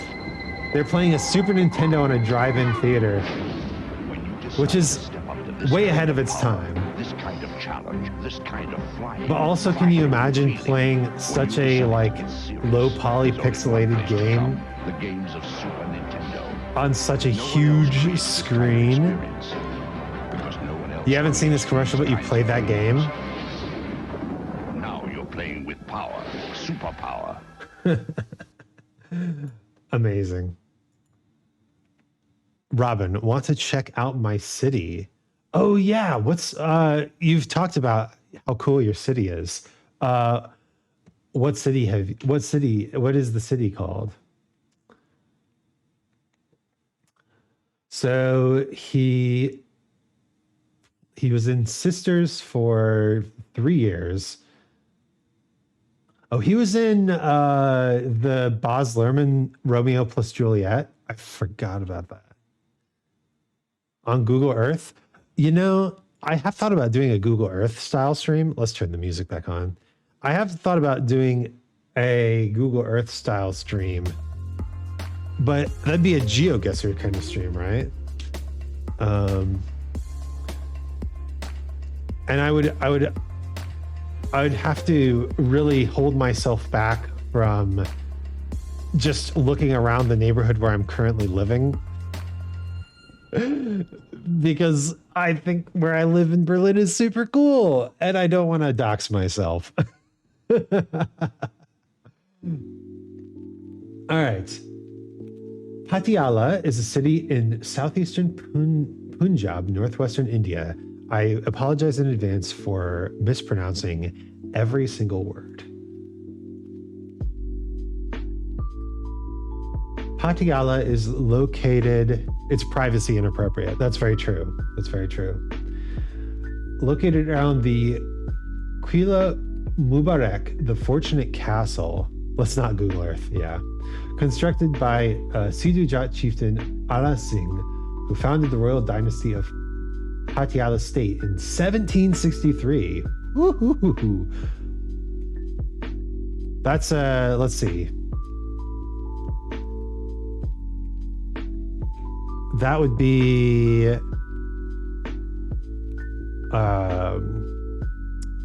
13 years before the founding of the US. So, wow. So this city is older than the entire like United States of America. That's pretty cool. Let's not Google Earth, yeah. It'd be super cool. I've always wanted to see Berlin, but yes, agreed, Sir Robert. I didn't think of that. Well, actually, so here's something that I discovered when I was moving to Berlin.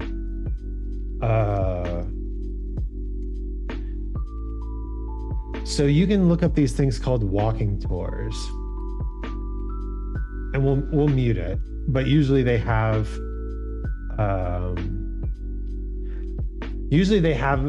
something in a bunch of different cities. Oh no, make a pun. Walking tour, Berlin. Berlin's a big city, so a walking tour would take a berlong time. Oh god, that was so bad. Oh no. Please. I reduced the price of all my channel point things in order to get people to use them more. And this is how we start.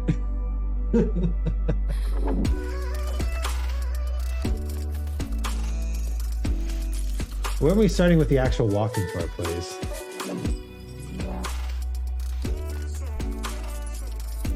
Okay. Wow, it's like a 17-minute intro. Get out of here. But yeah, so if you ever don't make me do this. Fix this. If you're at fic this as in make a fanfic out of it.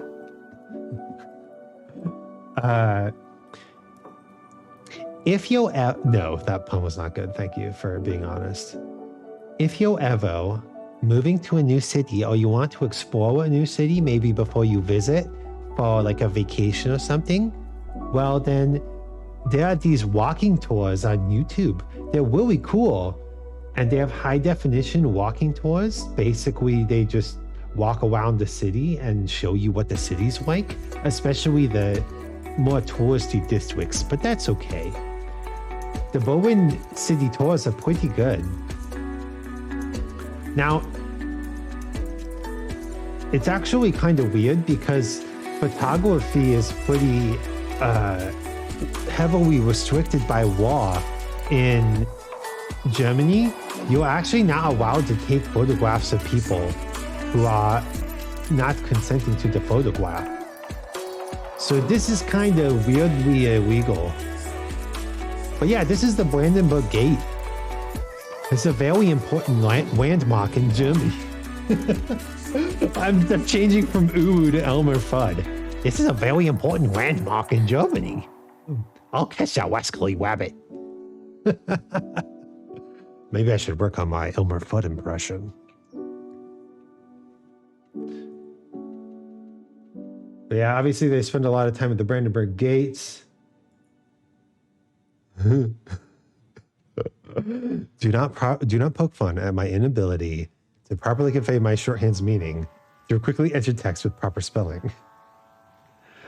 If I was to lay into you on that, then I would be only hurting myself. I go into people's streams all the time and just absolutely make an idiot of myself with my spelling. Good. Yes. Yeah, but this is Unter den Linden on Museum Island. These are like the museums. There's the TV tower. Oh, you can see my cursor. Wonderful. The Berlin Cathedral, I guess they go into there. Humboldt Forum. Oh, the Neptune Fountain. Yeah, so they've walked quite a way at this point. Here's the bottom of the TV tower. Pretty cool. I took my family there when they were visiting Berlin.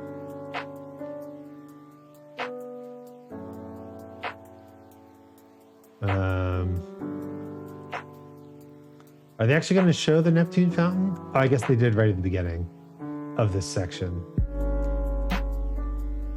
Yeah, so here's the Neptune Fountain. Look away, Twitch. There's boobies on this fountain. And you can tell where people have touched the statues the most. But yeah, super cool fountain. It's a historical work of art, you know. But also I love that the fountain has these little water animals. Like there's a crocodile, there's a turtle, there's a fish, and something else. Oh, there's the TV tower with Neptune looking at it. Yeah, I've been up there. It's pretty wild. Oh, and now they're just getting on the train. Okay. Got to get that Berlin experience of going to Alexanderplatz. Oh no, they're not even getting on the train. They're just walking around. Yes, I've been here. It's a nice little shopping district. There's an Uniqlo, of course. It's a really, really cool city. So clean. It's not the cleanest city that I've done these walking tours of. There's Tokyo walking tours, and it's insane how like a shopping mall Tokyo looks. But yeah, I think aside from the like the construction and stuff, Berlin is a pretty clean city. And the graffiti. Well, the graffiti is like part of the history of the city, because the Berlin Wall was a landmark, cut the city in half, but it was a huge spot where people would put all sorts of graffiti and art. And so graffiti was insane. How's the noise there? It's not too bad. Especially in an area like this where there's a lot more foot traffic, the noise really isn't that bad. You get the occasional like ambulance siren, but I've been in louder cities. I've been in quieter cities too. Probably the most hilarious thing about Berlin. So if you go to New York, you'll get people playing guitars on like every street corner, or drums, or rapping, or DJing, or whatever. A big thing in Europe is accordions. So many good accordion players, and they play all like the classics, like the theme from The Godfather, or you know, like polkas, right?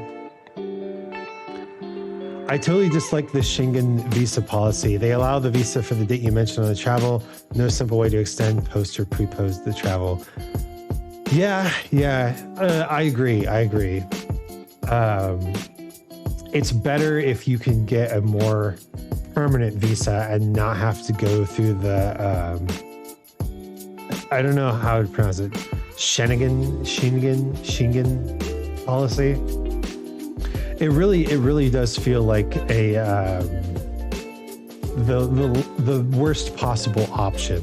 But if you need a visa and you can't get it any other way, then you can try to use the Schengen visa policy. We were very fortunate that my wife got accepted into a university so we could get the student visa.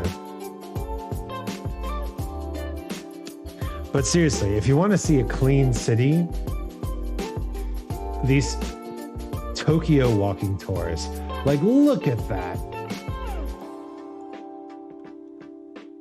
This is just in Shibuya. It's like being in a shopping mall. This is just living in Japan. Now, your mileage may vary because depending on how much you like shopping malls, but god dang, look at this place.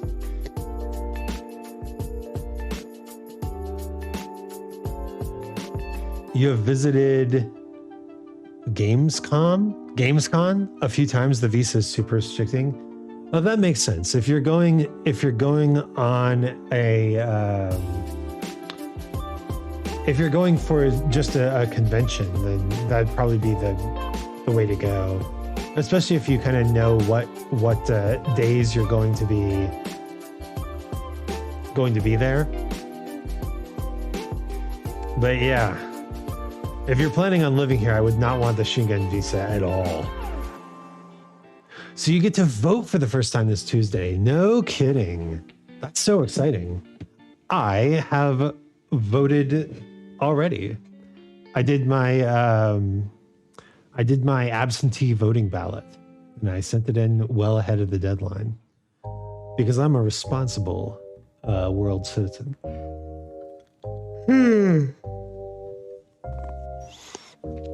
Yeah, this U.S. election could be very impactful.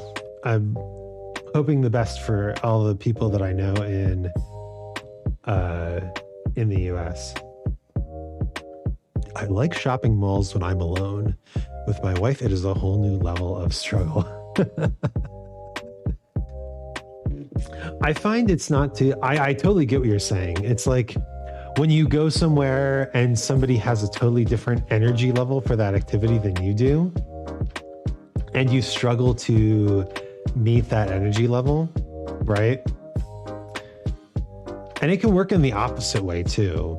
Like I've gone to restaurants with certain friends, and when these particular people go to a restaurant, they like to sit there and relax and take their time and enjoy the food and conversation. And me, I'm kind of like, yeah, I've got like video games to play. I've got stuff to do at home. Let's grab some food and talk. But then it like slowing down or speeding up when you can't match someone else's pace, when you can't match someone else's energy, it's really hard, even if you normally like doing the activity. I don't like shopping at all. My other half will take a long time to look at an item. I hate it. That's why shopping malls often have arcades. It's not for the kids, it's for the husbands. That's a bit of a stereotype. But shopping mall arcades.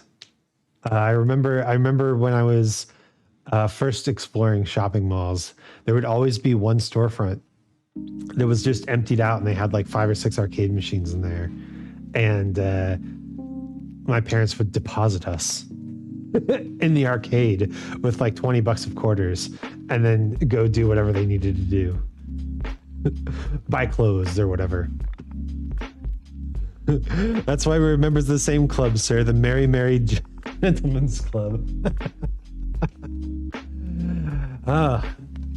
My wife does the same thing, but not at shopping malls. It's actually at car events. My wife is really into cars. Now I'm very much a walk and bike kind of guy. I don't understand cars. I hate driving. Living in Berlin has been amazing because I can walk and take the train everywhere. It's so good. I love it so much. I feel like I'm living the life that I'm supposed to be living in a city like this. But my wife loves cars, and we used to go to these car events where she would essentially just drive her car there and then put it in a parking lot, and then stand around with a bunch of other people who also drove their cars there and put them in a parking lot and talk about cars and look at cars. And I probably got bored after 10 minutes. And then I would go find the nearest store and just hang out there. I'm not married myself, but will be one day soon. Within the next few years, we're going to get married. Congratulations. Ever wanted to puncture the other car's tires? You misinterpret my entire persona. I am not a force of chaos. I appreciate chaotic, but I'd rather just keep to myself. I've never cared that much about other cars. Unless you mean like on the road, in which case I've adopted the mentality of let them go have their accident somewhere else, right? Let whoever's driving up behind me go on and have their accidents somewhere else in the world. Here's the famous Shibuya crossing. It's like the Times Square of Tokyo. Pretty cool. Oh, you know what we should do?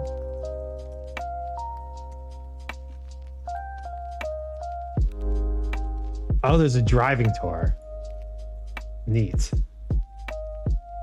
Okay, little intro. I feel like people would be surprised at how much of a doormat I am IRL. You don't often stick up for yourself? Well, you know, I think that is often true of people who have trouble expressing their identity in one way or another. If you struggle to create your identity and your persona in the minds of others, then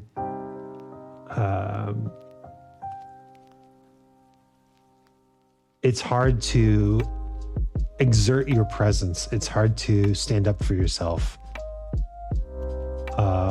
when around other people. So I only know you as a vibrant, intelligent, cool person. So I would be probably one of the people who's surprised.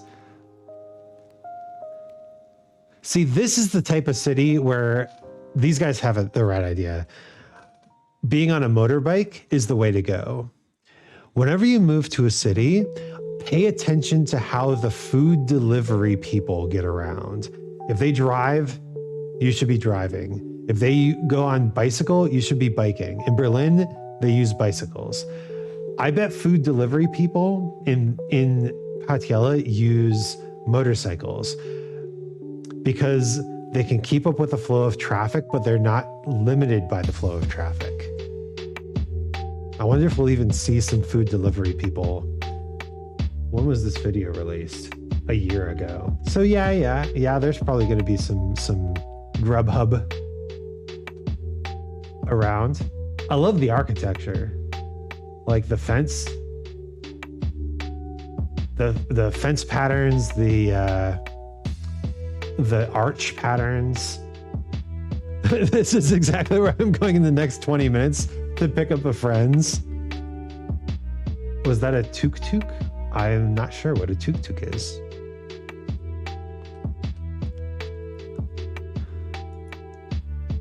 This is very interesting because this sort of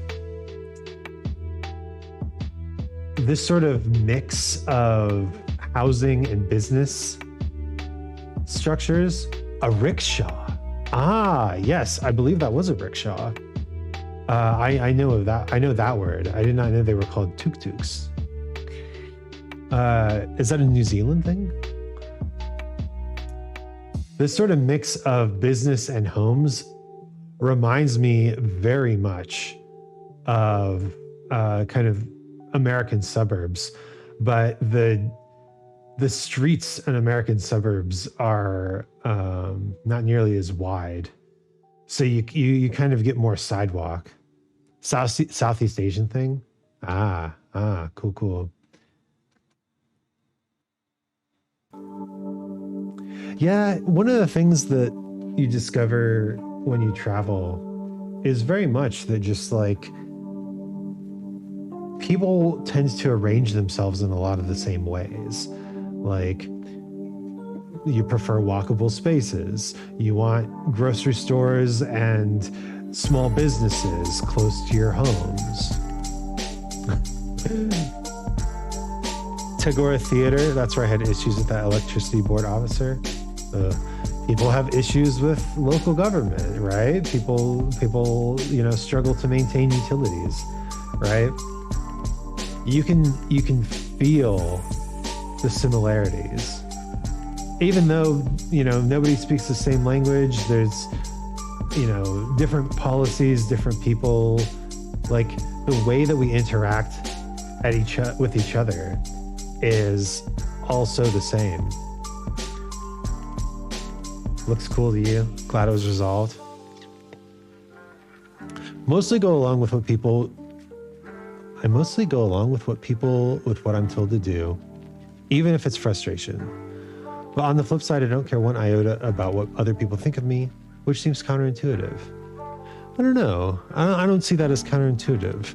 I think that speaks that you have a strong sense of who you are, but you have trouble.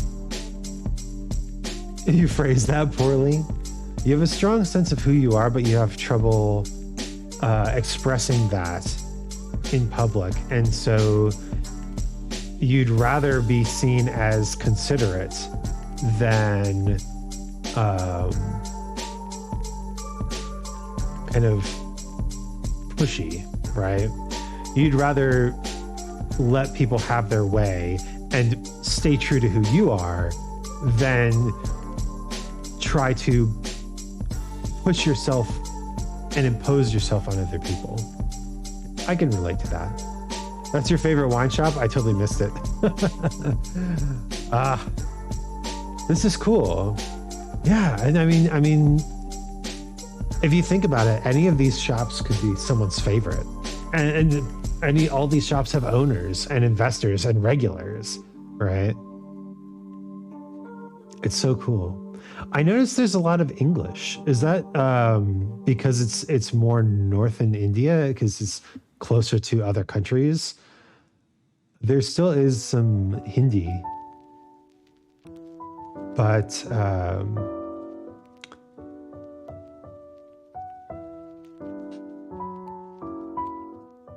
it seems like there's, I can hardly talk. In Berlin, there's so much English, despite it being a German city. English, Punjabi, and Hindi mostly. Punjabi. Very cool. I'm very impressed at multilingualists. I'm sure that you can speak probably all three of those languages, yeah? The Pool Theater. Some of these theaters look like they're not being used all that much. That's our fountain? Nice. Let's go back and look at that again.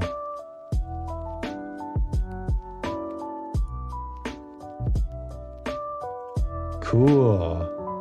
Well, I showed you the Poseidon fountain, or the Neptune fountain. I like it. That's a good little public space. Lots of places for people to sit. I'm sure when it's warm out, there are tons of people who use that as a space, if they can make it through the traffic. A lot of the buildings here are really old and should be pulled down and rebuilt, but they won't, as they are part of the Heritage Society and protected. I've heard that that's a thing. It's hard when you're from America and everything's like torn down and destroyed and rebuilt anyway all the time. But I've heard that in Europe and other places where there's more history, heritage sites are really difficult to maintain. I speak 4 languages: English, Hindi, Punjabi, and the language of love. What a smooth talker. The fountain only works when the chief minister is in town. I see. That's how it is. Let me see. we were talking about 660, which is in Dunedin. Let's see if there's a walking tour of Dunedin. Oh, there is. City Center walking tour. See, with these smaller, I mean, I say smaller cities. Thanks for taking the time to see my city. No problem. It looks really cool. It looks like the type of city where you could meet like 3 different people every day that you've never met before and have a great conversation with all of them. You know what I'm saying? It seems like the type of city where you could walk down the street and walk into a new shop and stumble into a new section of the culture any day you wanted to do it. I enjoyed that a lot, seeing a city. And here we have Venom City, Dunedin. There's a whole channel, actually. If you scroll down here, New Zealand walking tours. Oh, wow. And here's the video. Why Dunedin is my favorite city in New Zealand. The city and the people are different sides of the coin. Ah, really? The big fence at the beginning was where Cadbury's was. Oh, this is going to be our new hospital site. Oh, interesting. Cadbury, like the Cadbury eggs, like the chocolate factory. And now it's going to be a hospital. That's cool. Hospital provides a lot of jobs. Cadbury eggs. You know, before I came to Europe, this is only tangentially related. I never had a Kinder egg. Have you heard of Kinder eggs? They're a German thing. Kinder, children, obviously. But I love it. I love how the city is kind of situated on this incline. I love cities on hills where you can kind of see up.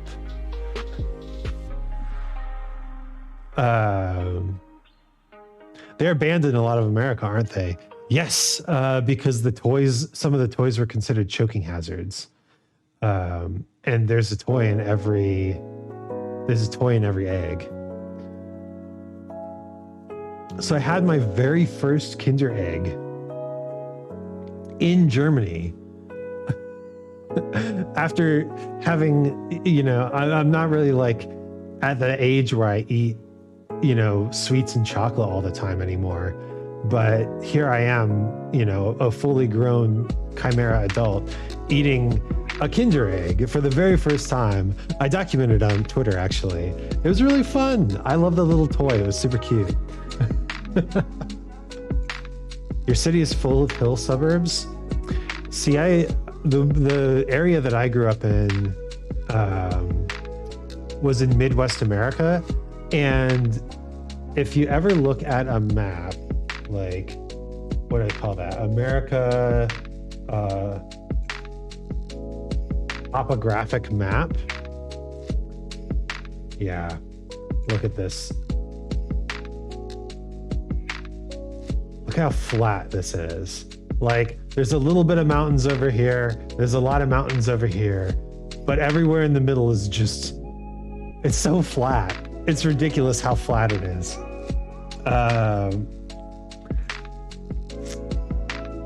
And every single suburb in this area, like the cities are obviously focused around rivers and, centers of commerce or at the edges of lakes and stuff like that. So there is some elevation changes in major cities, but every suburb is just completely flat.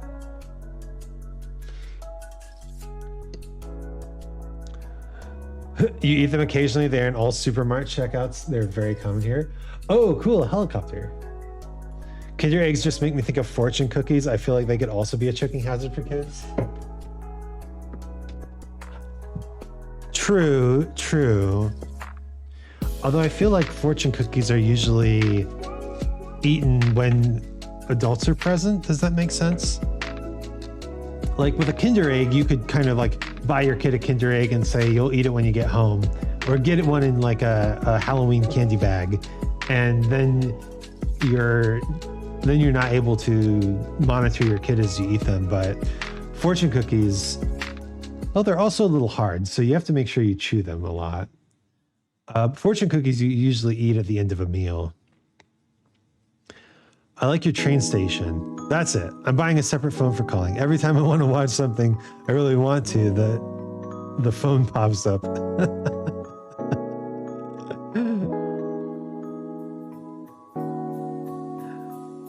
Yeah.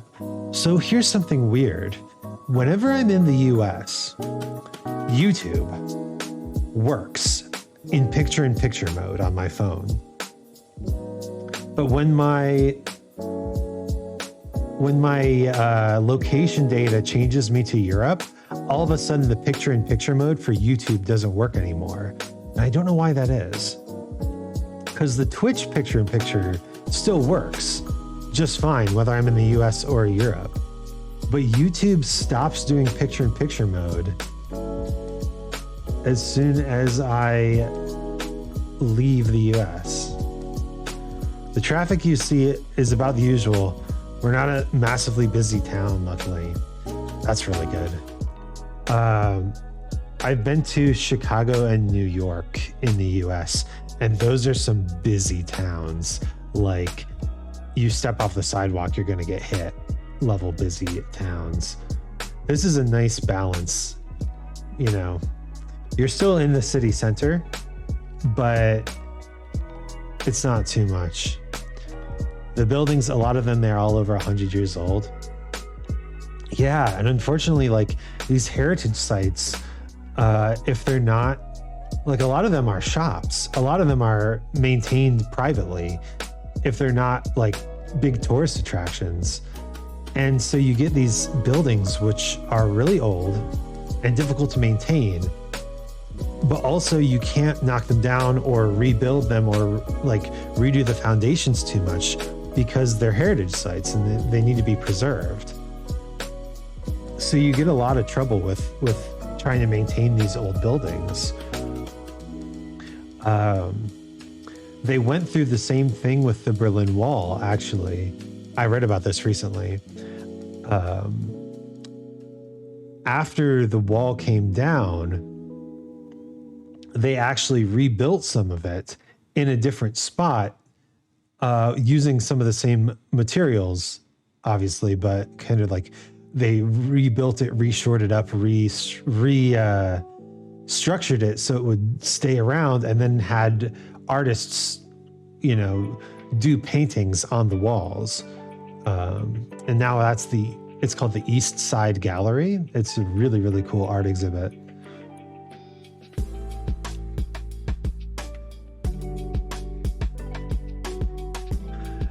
So there are seagulls in Dunedin.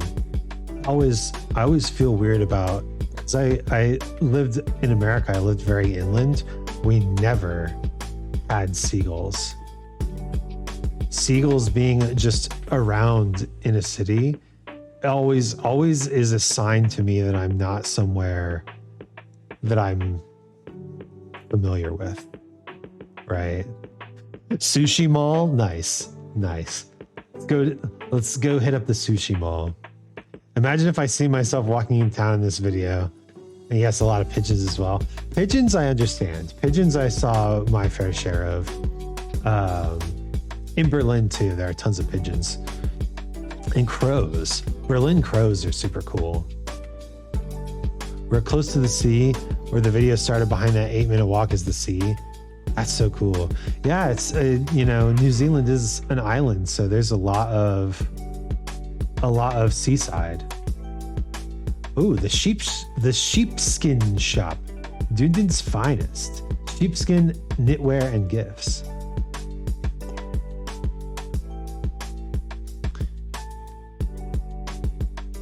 You know, I'm not a big fan of the way that leather and animal products are harvested from the animals, but I have to admit that there's really not a whole lot better for like jackets and shoes and stuff like that. Like if you're going to get something that needs to survive when being exposed to the elements, you might as well get something that was like evolutionarily designed to do exactly that, right? That building is beautiful. You have a beautiful city, Sir Venom. Indeed. Yeah, you can definitely see the age of some of these buildings, the different architecture styles. It's very, very cool. For little Kiwis, I love so much that that's what we call the octagon. It's the heart of the town. That's cool. That's so cool. Oh, I love the little arch and the little park. You can even see an old couple enjoying the public space. I love that the kiwi is both the national bird of New Zealand, and also kind of became a nickname, right? It's a Maori design. Oh, hey, look, we're coming all the way back around. We talk about cities, we talk about music, we talk about Paul Rudd a little bit, just a little bit. And then we're all coming all the way back around to Maori again. It's so cool.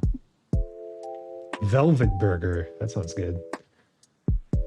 I think I'm gonna order some food tonight. I've been alone all week, and I need to go out and grab some grub. What's your favorite thing to order out? There's a Korean chicken place near us that's really good. I might go get that. Oh, You're more than welcome here, Sir Robin. Sir Isaac needs company. Yeah. Let's all meet up at the Octagon. We'll go to Thistle Cafe and Bar if it's any good, or the Dunedin Social Club.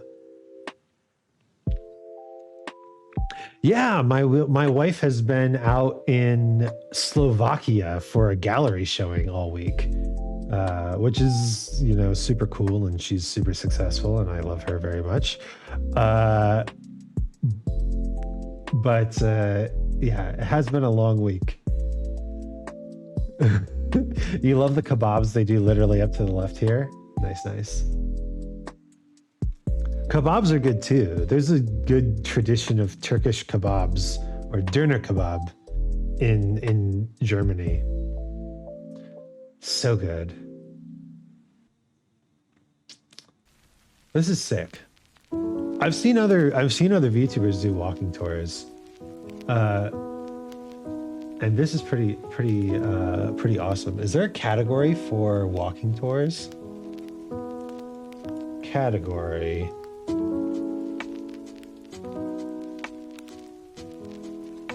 Walking tour. There's a game called Walking Tourist. Let's see.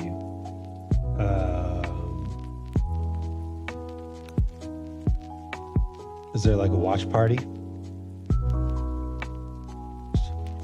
Watch. There you go. Döner kebab, yes, they're brothers. The owners are Turkish, and they are most lovely and nice people. That's so great. I feel like one of the things that I struggle with, because I have a very indoorsy sort of personality, is connecting to places, connecting to city places. And I know that there's so many good places and good people out there, especially if I want to learn German, right? There's actually, oh man, there's a theater in Berlin, and they do English plays. They do plays in English. And I've been thinking about auditioning. And it would take so much time. But wouldn't that be cool? I could actually meet some Berlin people. Unfortunately, I have to go away from this amazing stream. We have some dear friends visiting. We plan to get drunk at lunch. Woo! Well, it's 9 a.m., so time to get drunk in Germany. Have a good day, Sir Robin. Let's see. One of my favorite cities in America is Chicago. Oh, that statue is the famous statue of Robbie Burns? Okay, one moment. Who is Robbie Burns? Oh, a footballer. Right? Is this the guy? Or is there a different Robbie Burns? It looks like there were a few of them. No, not that one. Okay. Robbie Burns. Robbie Burns Day. Robert Burns. He was an explorer. Okay, not the poet either then. Robbie Burns.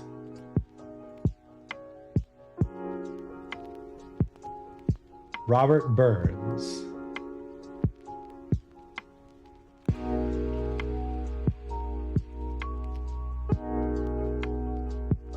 Let's see. Is there a English New Zealand bass player and author? That's probably not it. I think he was. No, I'm not so sure. Well,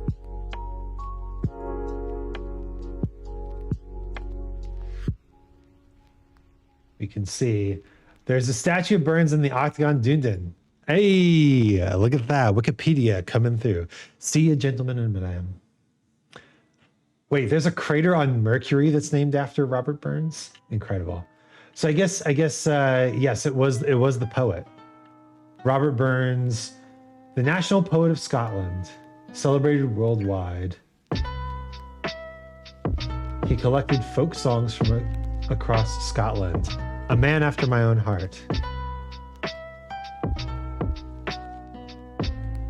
My bad. No, you're good. Very cool, though. Robert Burns, huh?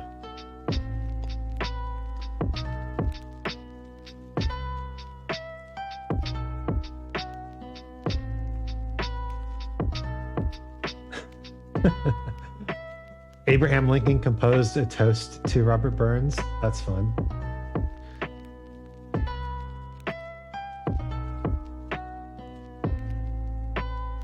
Oh, the Holden Caulfield of Catcher in the Rye used a misinterpretation of Coming Through the Rye. The poem, actually about a rendezvous, is thought to be by Caulfield to be about saving people from falling out of childhood. Man, The Catcher in the Rye is such a deep book. Like, there's a lot of layers to it. Must be the other statue. There's also one of Captain Cook somewhere in town. Captain Cook. One of the other statues. The Octagon.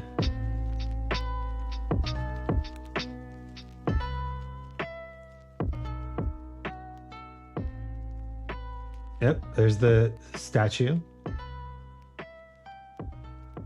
Wait, what is this?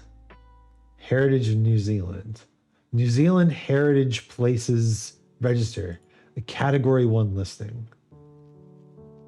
Can we see the Category 1, places of special or outstanding historical or cultural heritage, significance, or value.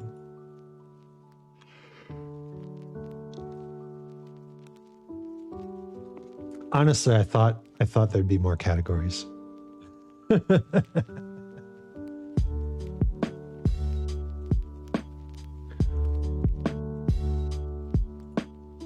But yeah, this is the city that I the first real big city that I went to, and I've been here several times, Chicago. And boy, is it a big city.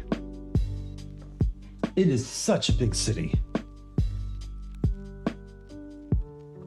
It's one of those cities where you could walk an entire day in a single direction and you would never actually escape the city. That's how Berlin feels too, which is a very weird feeling for me. We're not a massive country. We only have about 5 million nationwide. What's the, wait a minute.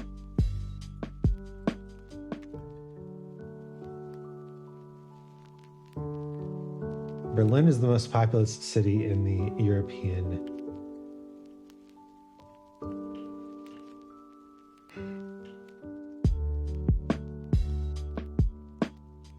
The official population, wow. So Berlin has like 75% of the population of New Zealand. Insane. Yeah, New Zealand, not a very large place. Yeah, look at the size of these buildings. Walking around Chicago and New York is an experience. It can give you a sense of vertigo just from looking up, which is wild. Like you can be on the ground, solid concrete, and look up and feel like you're falling. It's huge. And I guess that's kind of the idea of American cities, right? Big.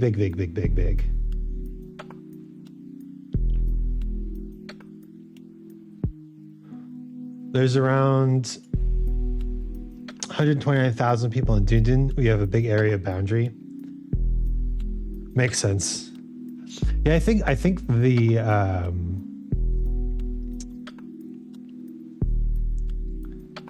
in terms of if you count all of the suburbs, then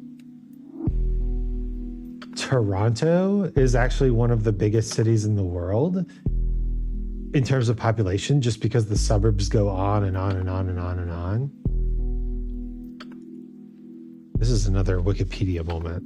I love Wikipedia so much. Growing up, I used to read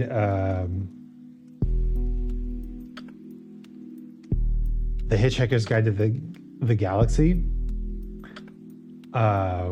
And just the idea of Wikipedia being a collective database that you can look up anything on is amazing. Cities may be defined as the city proper, the extent of their urban area, or of their metropolitan region.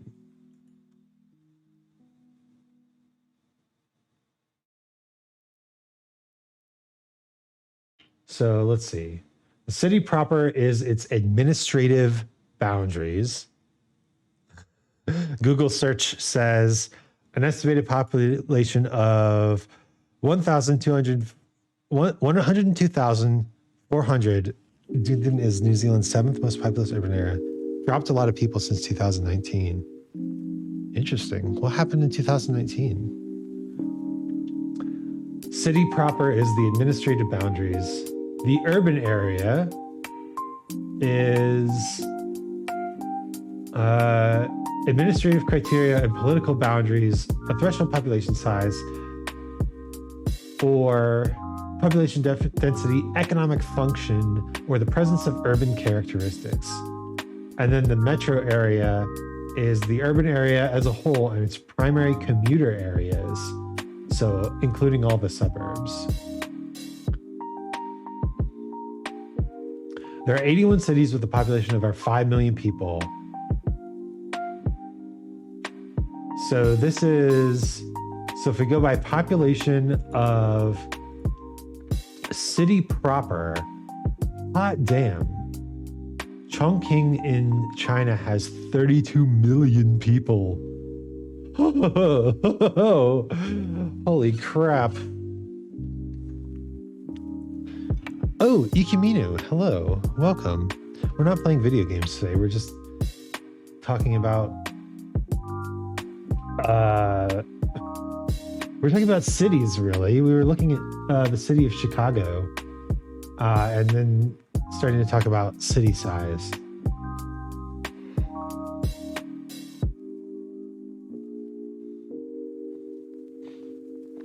Wow.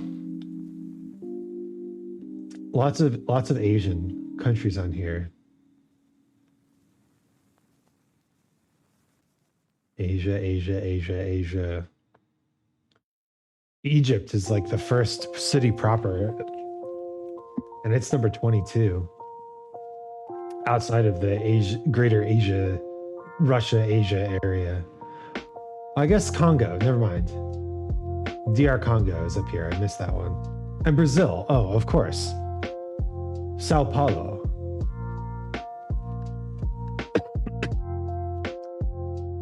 New York makes sense. And then, of course, I'm sure somewhere down here. No, is Toronto even on this list? Okay, let's go with urban area. Tokyo, Japan is the biggest in terms of urban area.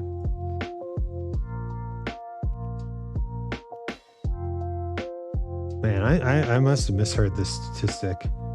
Metro area. Still Tokyo, Japan. Man, but 40 million people in the urban area of Japan.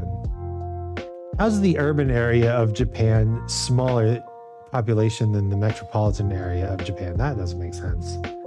These statistics are weird. Can you even imagine 40 million people? I think there's these videos like picturing a million people, something like that, or like picturing a billion.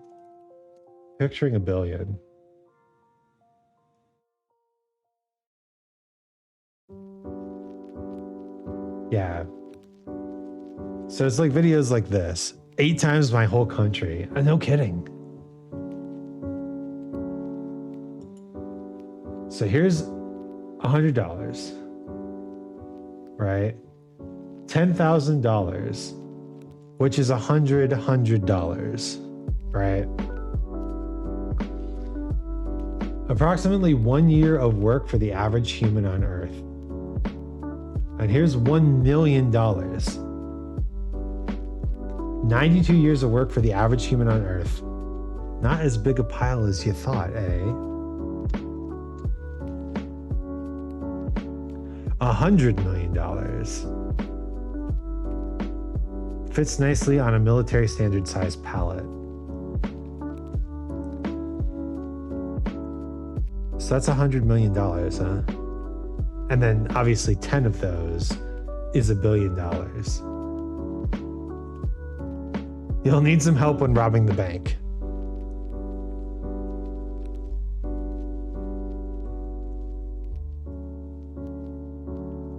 $1 trillion.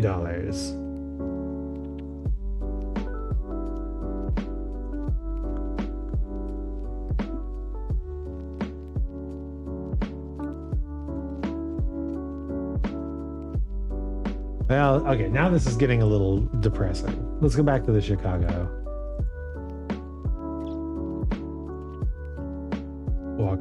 walking tour. One of my favorite analogies that I've heard is that if you think about the 1,000 million billion, right? 1,000 seconds ago was about 10 hours ago. 1,000,000 seconds ago was about 10 days ago. And 1 billion seconds ago was like 32 years ago. I've heard Chicago do the best pizza slices. They do.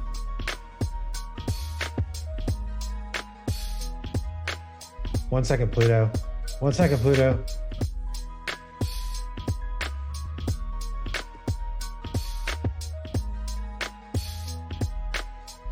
Chicago pizza, let's just do like how it's made.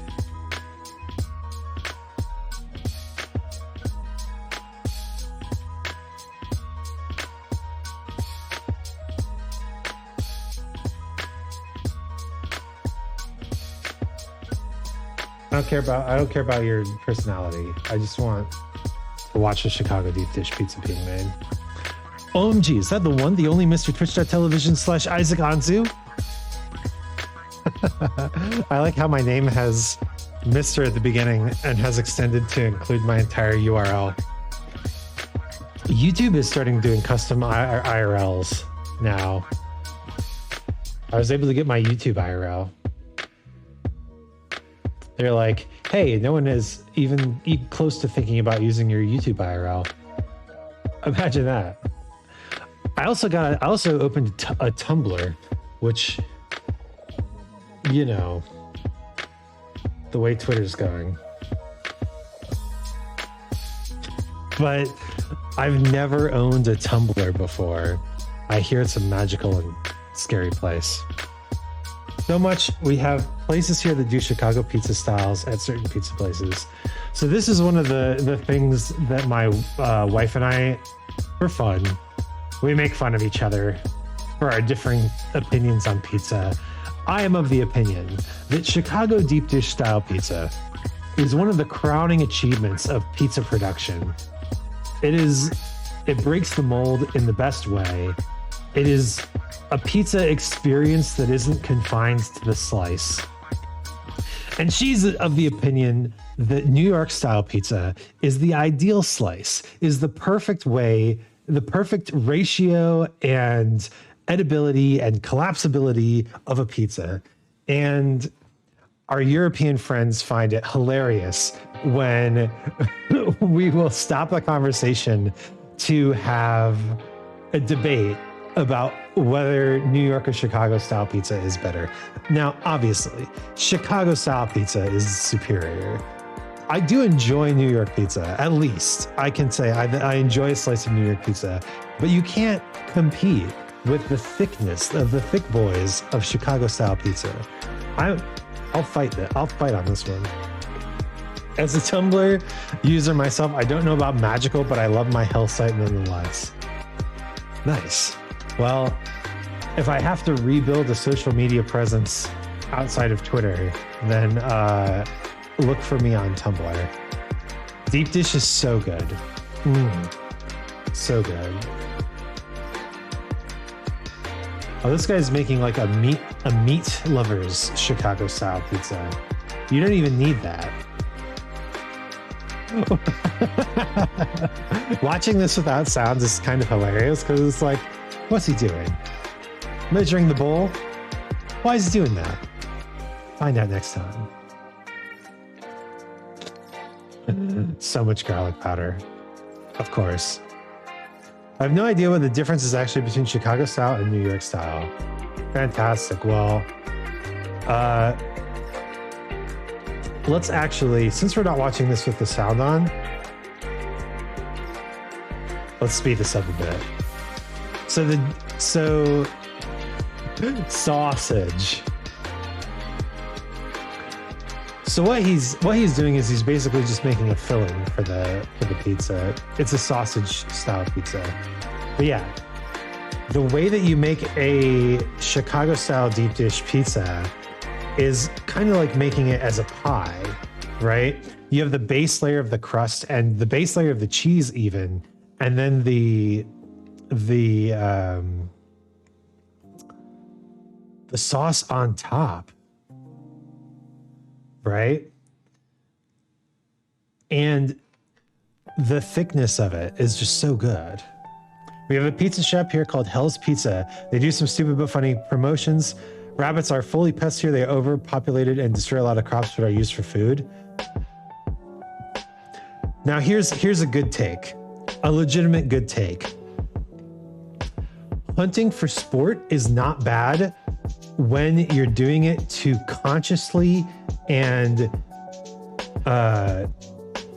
purposefully control the population of an animal. Like deer are pest animals, and the reason that there's a hunting season and all that sort of stuff is literally to keep the deer from destroying all of the crops, right? A properly maintained deer population is a deer population that is, hunted to some extent. And yeah, I mean, it would be better if there were just no deer and there are no pests in the first place. But the fact is, you can't transplant an entire species, right? An invasive species is, you know, going to maintain its population just because of its nature. See, it's like a pie. You're building it like a pie.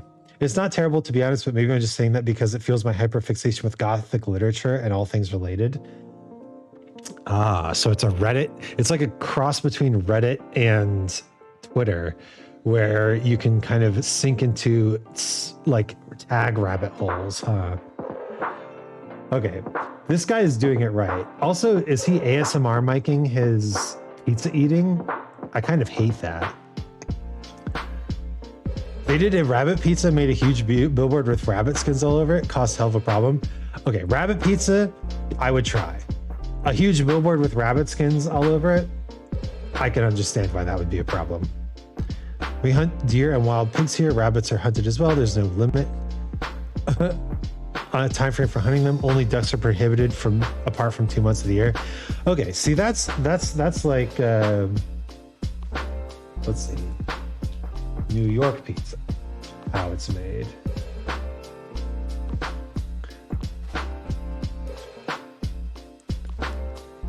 Google Hell's Pizza rabbit billboard. It caused so much controversy.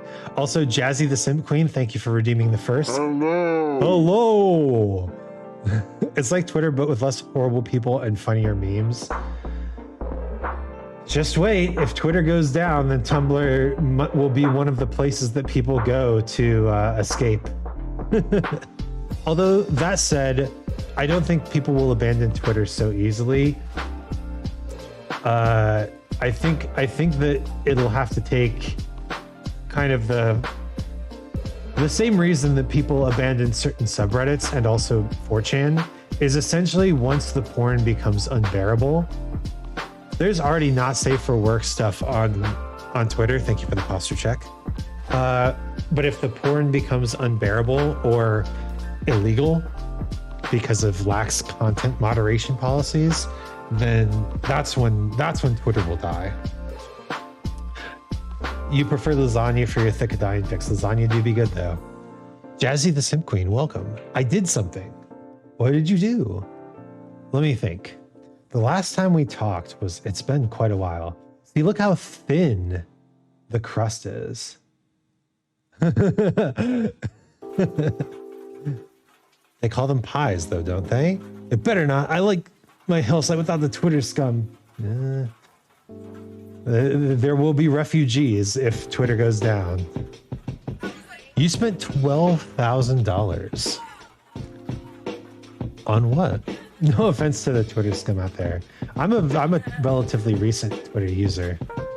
See, the idea behind New York style pizza is that you can take a large slice and fold it for easy consumption. So they make these massive pizzas, right? Look at the size of that thing. It's like too big for the flippin' handle. Excuse me, on lighters? What's the lighters do? what? My girlfriend bought me Sam's Club pizza. I would eat again. Yeah, dude, these the New York style pizzas are quite good. It's a matter if you like the thick and chunky texture or if you like the thin and crispy texture. I'm okay with the thin and crispy texture, but the thick and chunky texture, like, I've mentioned this on the channel before, but I have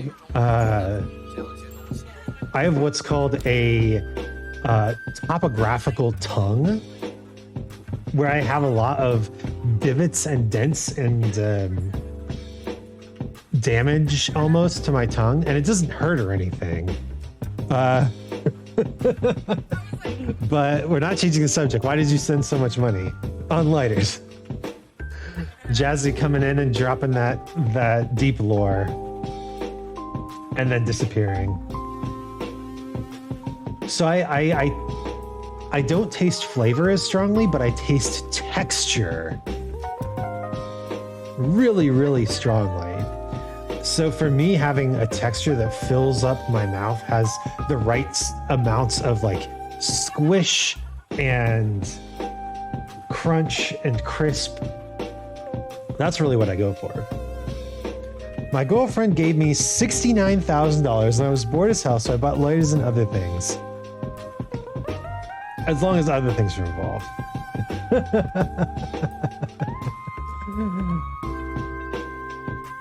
Jazzy got her sugar mama.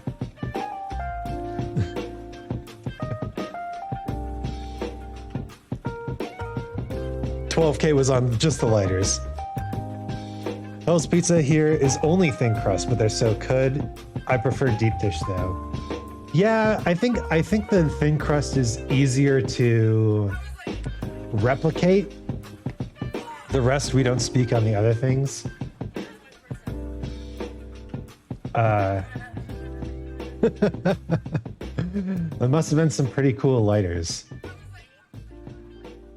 You know, I can't disparage people for spending money on things they love. Limited edition Zippo lighters, diamond encrusted, limited edition lighters created for the Morbius movie. $12,000, please. Would you actually buy? See, I think like a Zippo lighter would be the perfect thing to advertise, like a Mimi Morbius movie sort of thing on. Lion lighter. Oh, that's cool. What is he putting on here? Sausage? I like that. Because Zippo lighters are a little bit out of... Wait a minute. Am I missing something? What's a lion lighter? Is a lion lighter a thing that's something I don't know about? No, it's not. Okay. It's just a lighter that looks like a lion. Your girlfriend picked you up and threw you? Well, I mean, if she's giving you that much money, then just, let her do what she wants. Was it for Throw Short People Day? Are you one of the short people who gets thrown on Throw Short People? The fact that you had to look that up, you're so old. Hush. I don't know what sort of trends are happening.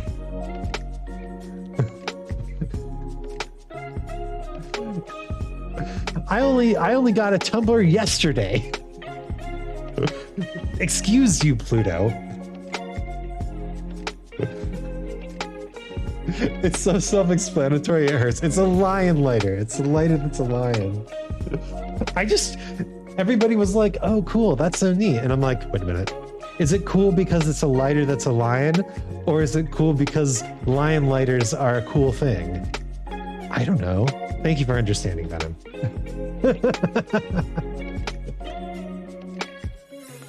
See, okay, he's got a little bit of a deep dish thing going here. But it's more like a pizza square, isn't it? She's 6'7" and I'm 4'7". That's a pretty insane height differential. I don't care, you're still old as fuck. Wait a minute. I've got the... This is how I imagined you saying this. I don't care, you're still old as fuck. With the auto-tune and everything.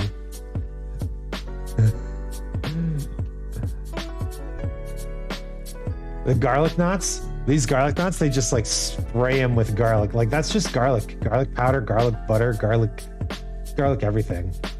Mix them up. Shut the fuck up, you stinky man.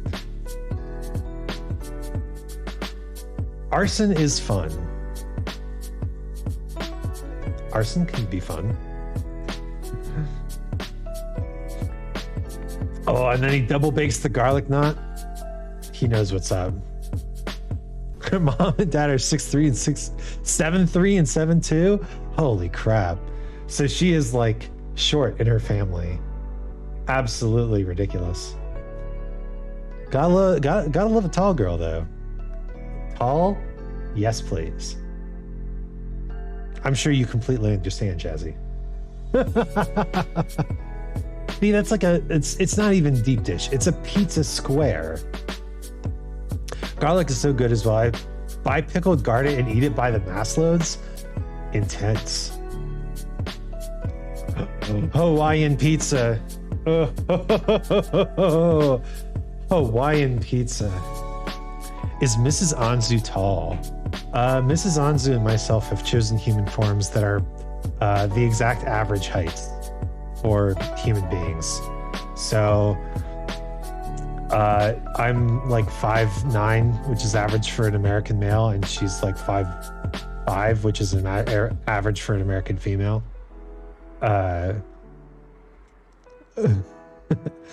My 15-year-old is 6 foot and he's still growing. My 18-year-old is 6 feet. You got a tall family, man. Y'all make me feel short. It's okay. Fucking nasty. This is not nasty. This is excellent. This is excellent. Tangy and delicious.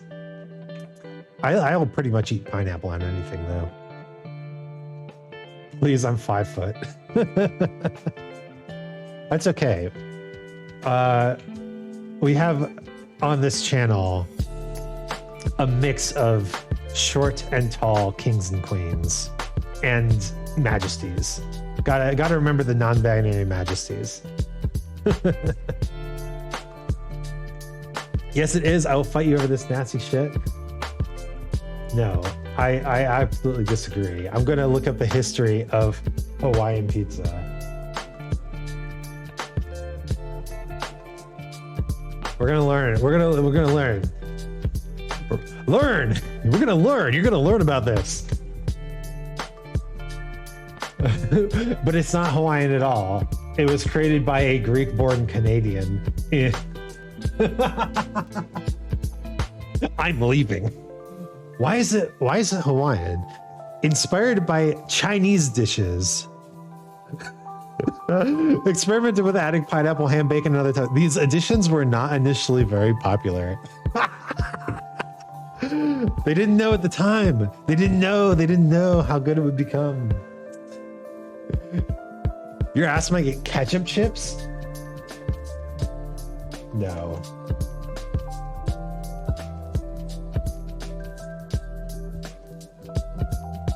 Wait. Ketchup chips? Where is this? Oh. Redirected from ketchup chips. That's it? It's just a potato chip that tastes like ketchup?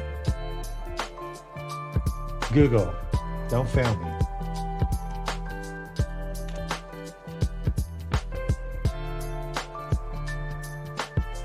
Ooh. Huh. Why? Bye. You're not sure? I have short friends that were fun size. That's a good way to put it. It's true. Fun size is better. Pie and sauce chips? No. What is a pie and sauce chip? Pie and sauce chips.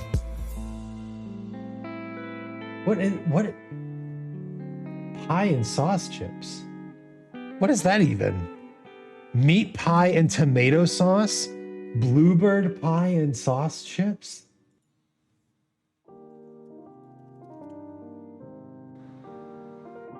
No, just images, please. I don't want to go shopping. Meat pie and tomato sauce flavored potato chips. They're out of stock. Thank God. There it is. Your girlfriend calls you weird because you eat cheese by itself? That ain't weird. That is not weird. They are new here in shops. Oh, Bluebird is the brand.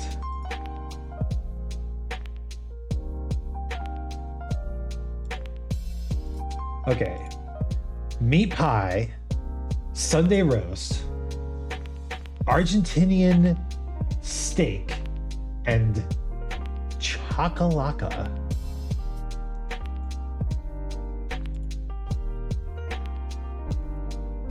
What is chakalaka? Give me a second. I will respond to your comments. Chakalaka is a South African vegetable relish.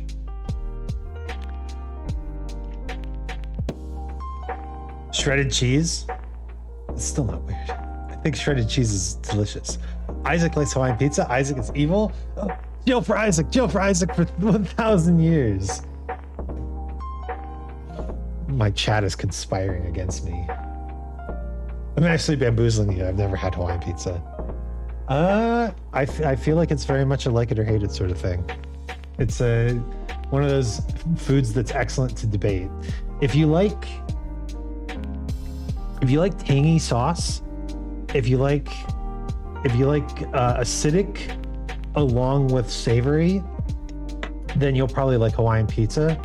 But if you don't like that combination of flavors, which seems like it's a very polarizing combination of flavors, then you probably won't like it. Those ones are like 5 years old. We can't get those for now. Oh, wow. We're looking at history.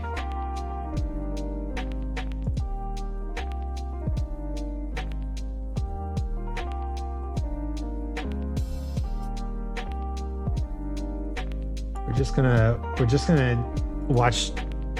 I mean, I'm a basic bitch. I only eat cheese. Well, this is a mac and cheese burger.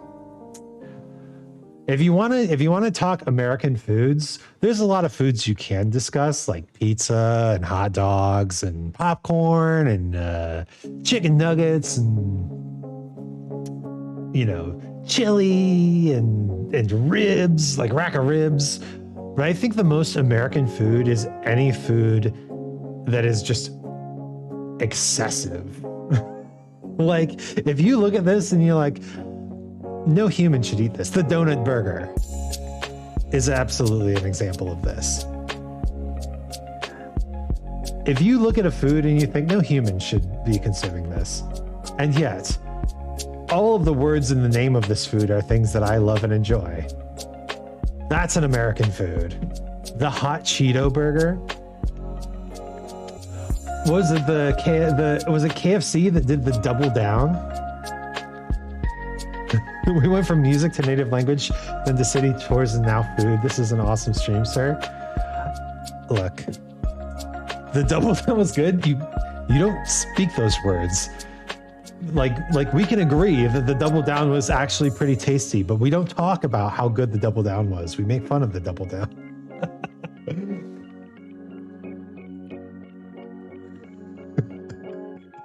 The hot Cheeto burger should be used as a fire starter. Oh, we got the play with blue redeem. Did it work? I didn't see it. Oh. I'm gonna play with blue too.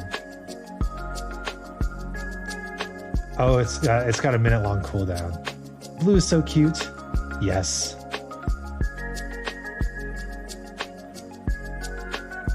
That's how that's his griffin form. And then I put pictures of his cat form on Twitter.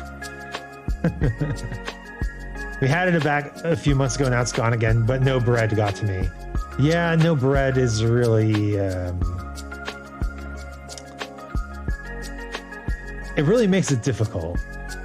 The bread is there to balance out the meat. Blue, he got the ball. Get out of here, ball. It's not a burger if it got no bread. Well, now we're just getting into the our tacos a sandwich debate, right? Our hot dog's a sandwich, right? No, hot dogs are a taco. Hot dogs are a type of sausage taco. They're not sandwiches, they're tacos. Easy. Yes, hot dogs are not, in fact, not sandwiches, they're tacos. Debate over. Is cereal a soup? No. Soups are served hot. Cereal is served cold. The real power statement is that gazpacho is cereal. Gazpacho isn't soup. Gazpacho is gazpacho. Eating toast because we ain't no serial killer. Yo, good rhyme. I might steal that one. Eating toast because I ain't no serial killer. I work at Spencer's with my girlfriend. It's so funny because we don't have a dress code, so we dress like we're from 50 Shades of Grey. People ask us things. It's so funny. Really? No dress code at Spencer's. I mean, that makes sense. So you just dress in like from 50 Shades of Grey. BDSM gear? I would ask you things too. Like, where'd you get that? Is there a shop around here? Obviously, it's not Spencer's. It is Spencer's. What's Spencer's? Spencer's is an adult novelty store, often found in malls. Maybe not a thing in New Zealand, but in the American mall, there was basically like, there was always a Spencer's, and the front half of the store would just have these like funny and often inappropriate toys, and in the back there was the more like explicit adult stuff. We have peaches and cream adult stores. Well, it's not an adult toy store. It's an adult novelty store. They don't actually sell like anything too explicitly sexual. This man is deep frying mac and cheese. I don't know what to think about this. I'm glad we have this on two speeds. You do wear BDSM gear. That's incredible. The collar and the leash and short skirts and everything like that. That's pretty awesome. Our Spencer's does all the way in the back. Yeah. Oh, that's cool. That's cool. I imagine it's probably makes sense. They would need to diversify. In the modern, you notice this even among VTubers. You're either a lewd tuber or you don't do adult stuff. It's so hard to be a say-so VTuber who can still discuss adult topics, right? I'm not surprised that Spencer's had to go full on into the adult side of things. DNA me, I'm gonna head out for the night. Have a good one. Thank you for lurking. I'm probably gonna head out soon as well. This video is going pretty quickly because I have it on 2x speed. Spencer's is American. Yeah, the classic American mall experience is basically like Spencer's, Hot Topic, KB Toys, GameStop, that sort of stuff. I was at the mall with my friend. I was like, I've never got the back of the Spencer's joke. And she's like, there's sex toys in the back of Spencer's, dude. I was like, oh. Yep, back of the Spencer's. Man, this dude is going like hardcore on this burger. So is this going to be a full patty? Oh my God. And more cheese. Then I went to Spencer's recently and saw a dildo. Classic sex toy. Absolutely classic. Never owned one myself, but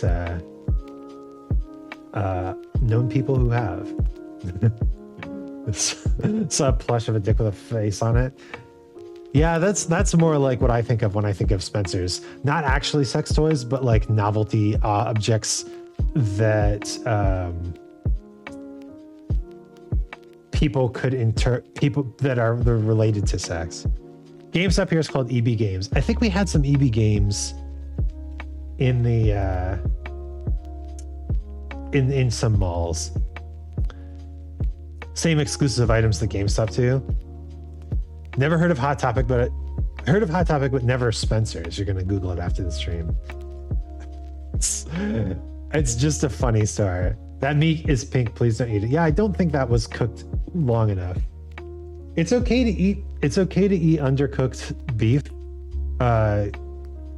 But that does not look heated through.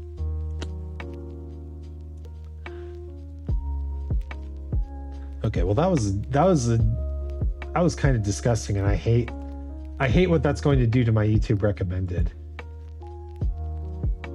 My brother is like 14, begged me to take him to the back after he told my stepmom. I laugh about it to this day. That genuinely sickens me. Yeah, I never really watched food videos for that reason, because watching people eat is not a thing that I really enjoy. But watching food be made is fascinating to me. Binging with Babish is like perfect, because he like makes the food and then eats it just off camera and doesn't put a microphone right up to his face when he eats it. Like, who wants ASMR chewing sounds? Ugh, ugh, ugh, ugh. You want to draw Sir Isaac now? I don't get a lot of fan art because my model is a little complicated, but you are absolutely free to make fan art of me. All I ask is that you draw me eating a Hawaiian pizza. No, I'm just kidding. You don't have to do that. Yeah, you don't have to do that. Yeah. I will fight you. Do it now. All right. Well, as for Niao, we are going to go raid someone Niao. We're gonna have to go throw hands.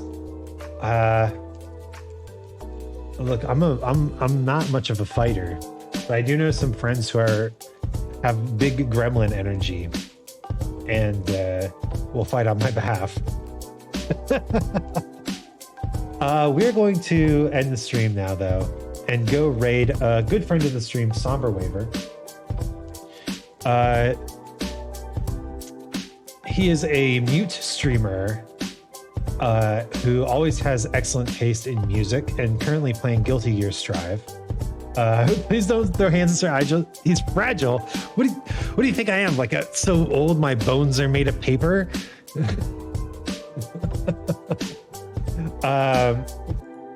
But we're going get out of here. I'm gonna end the stream now. I'm not old. I'm fit. I'm healthy. I'm young. I'm still hip. I'm still cool. I know what a lion lighter is. Come on. Anyway, thank you so much everyone for joining. My name is Isaac Anzu. Let's go check out Somber Waver. He's very active in chat, but he's a muted streamer. So do feel free to say hello. And I will catch you later. Not the hip.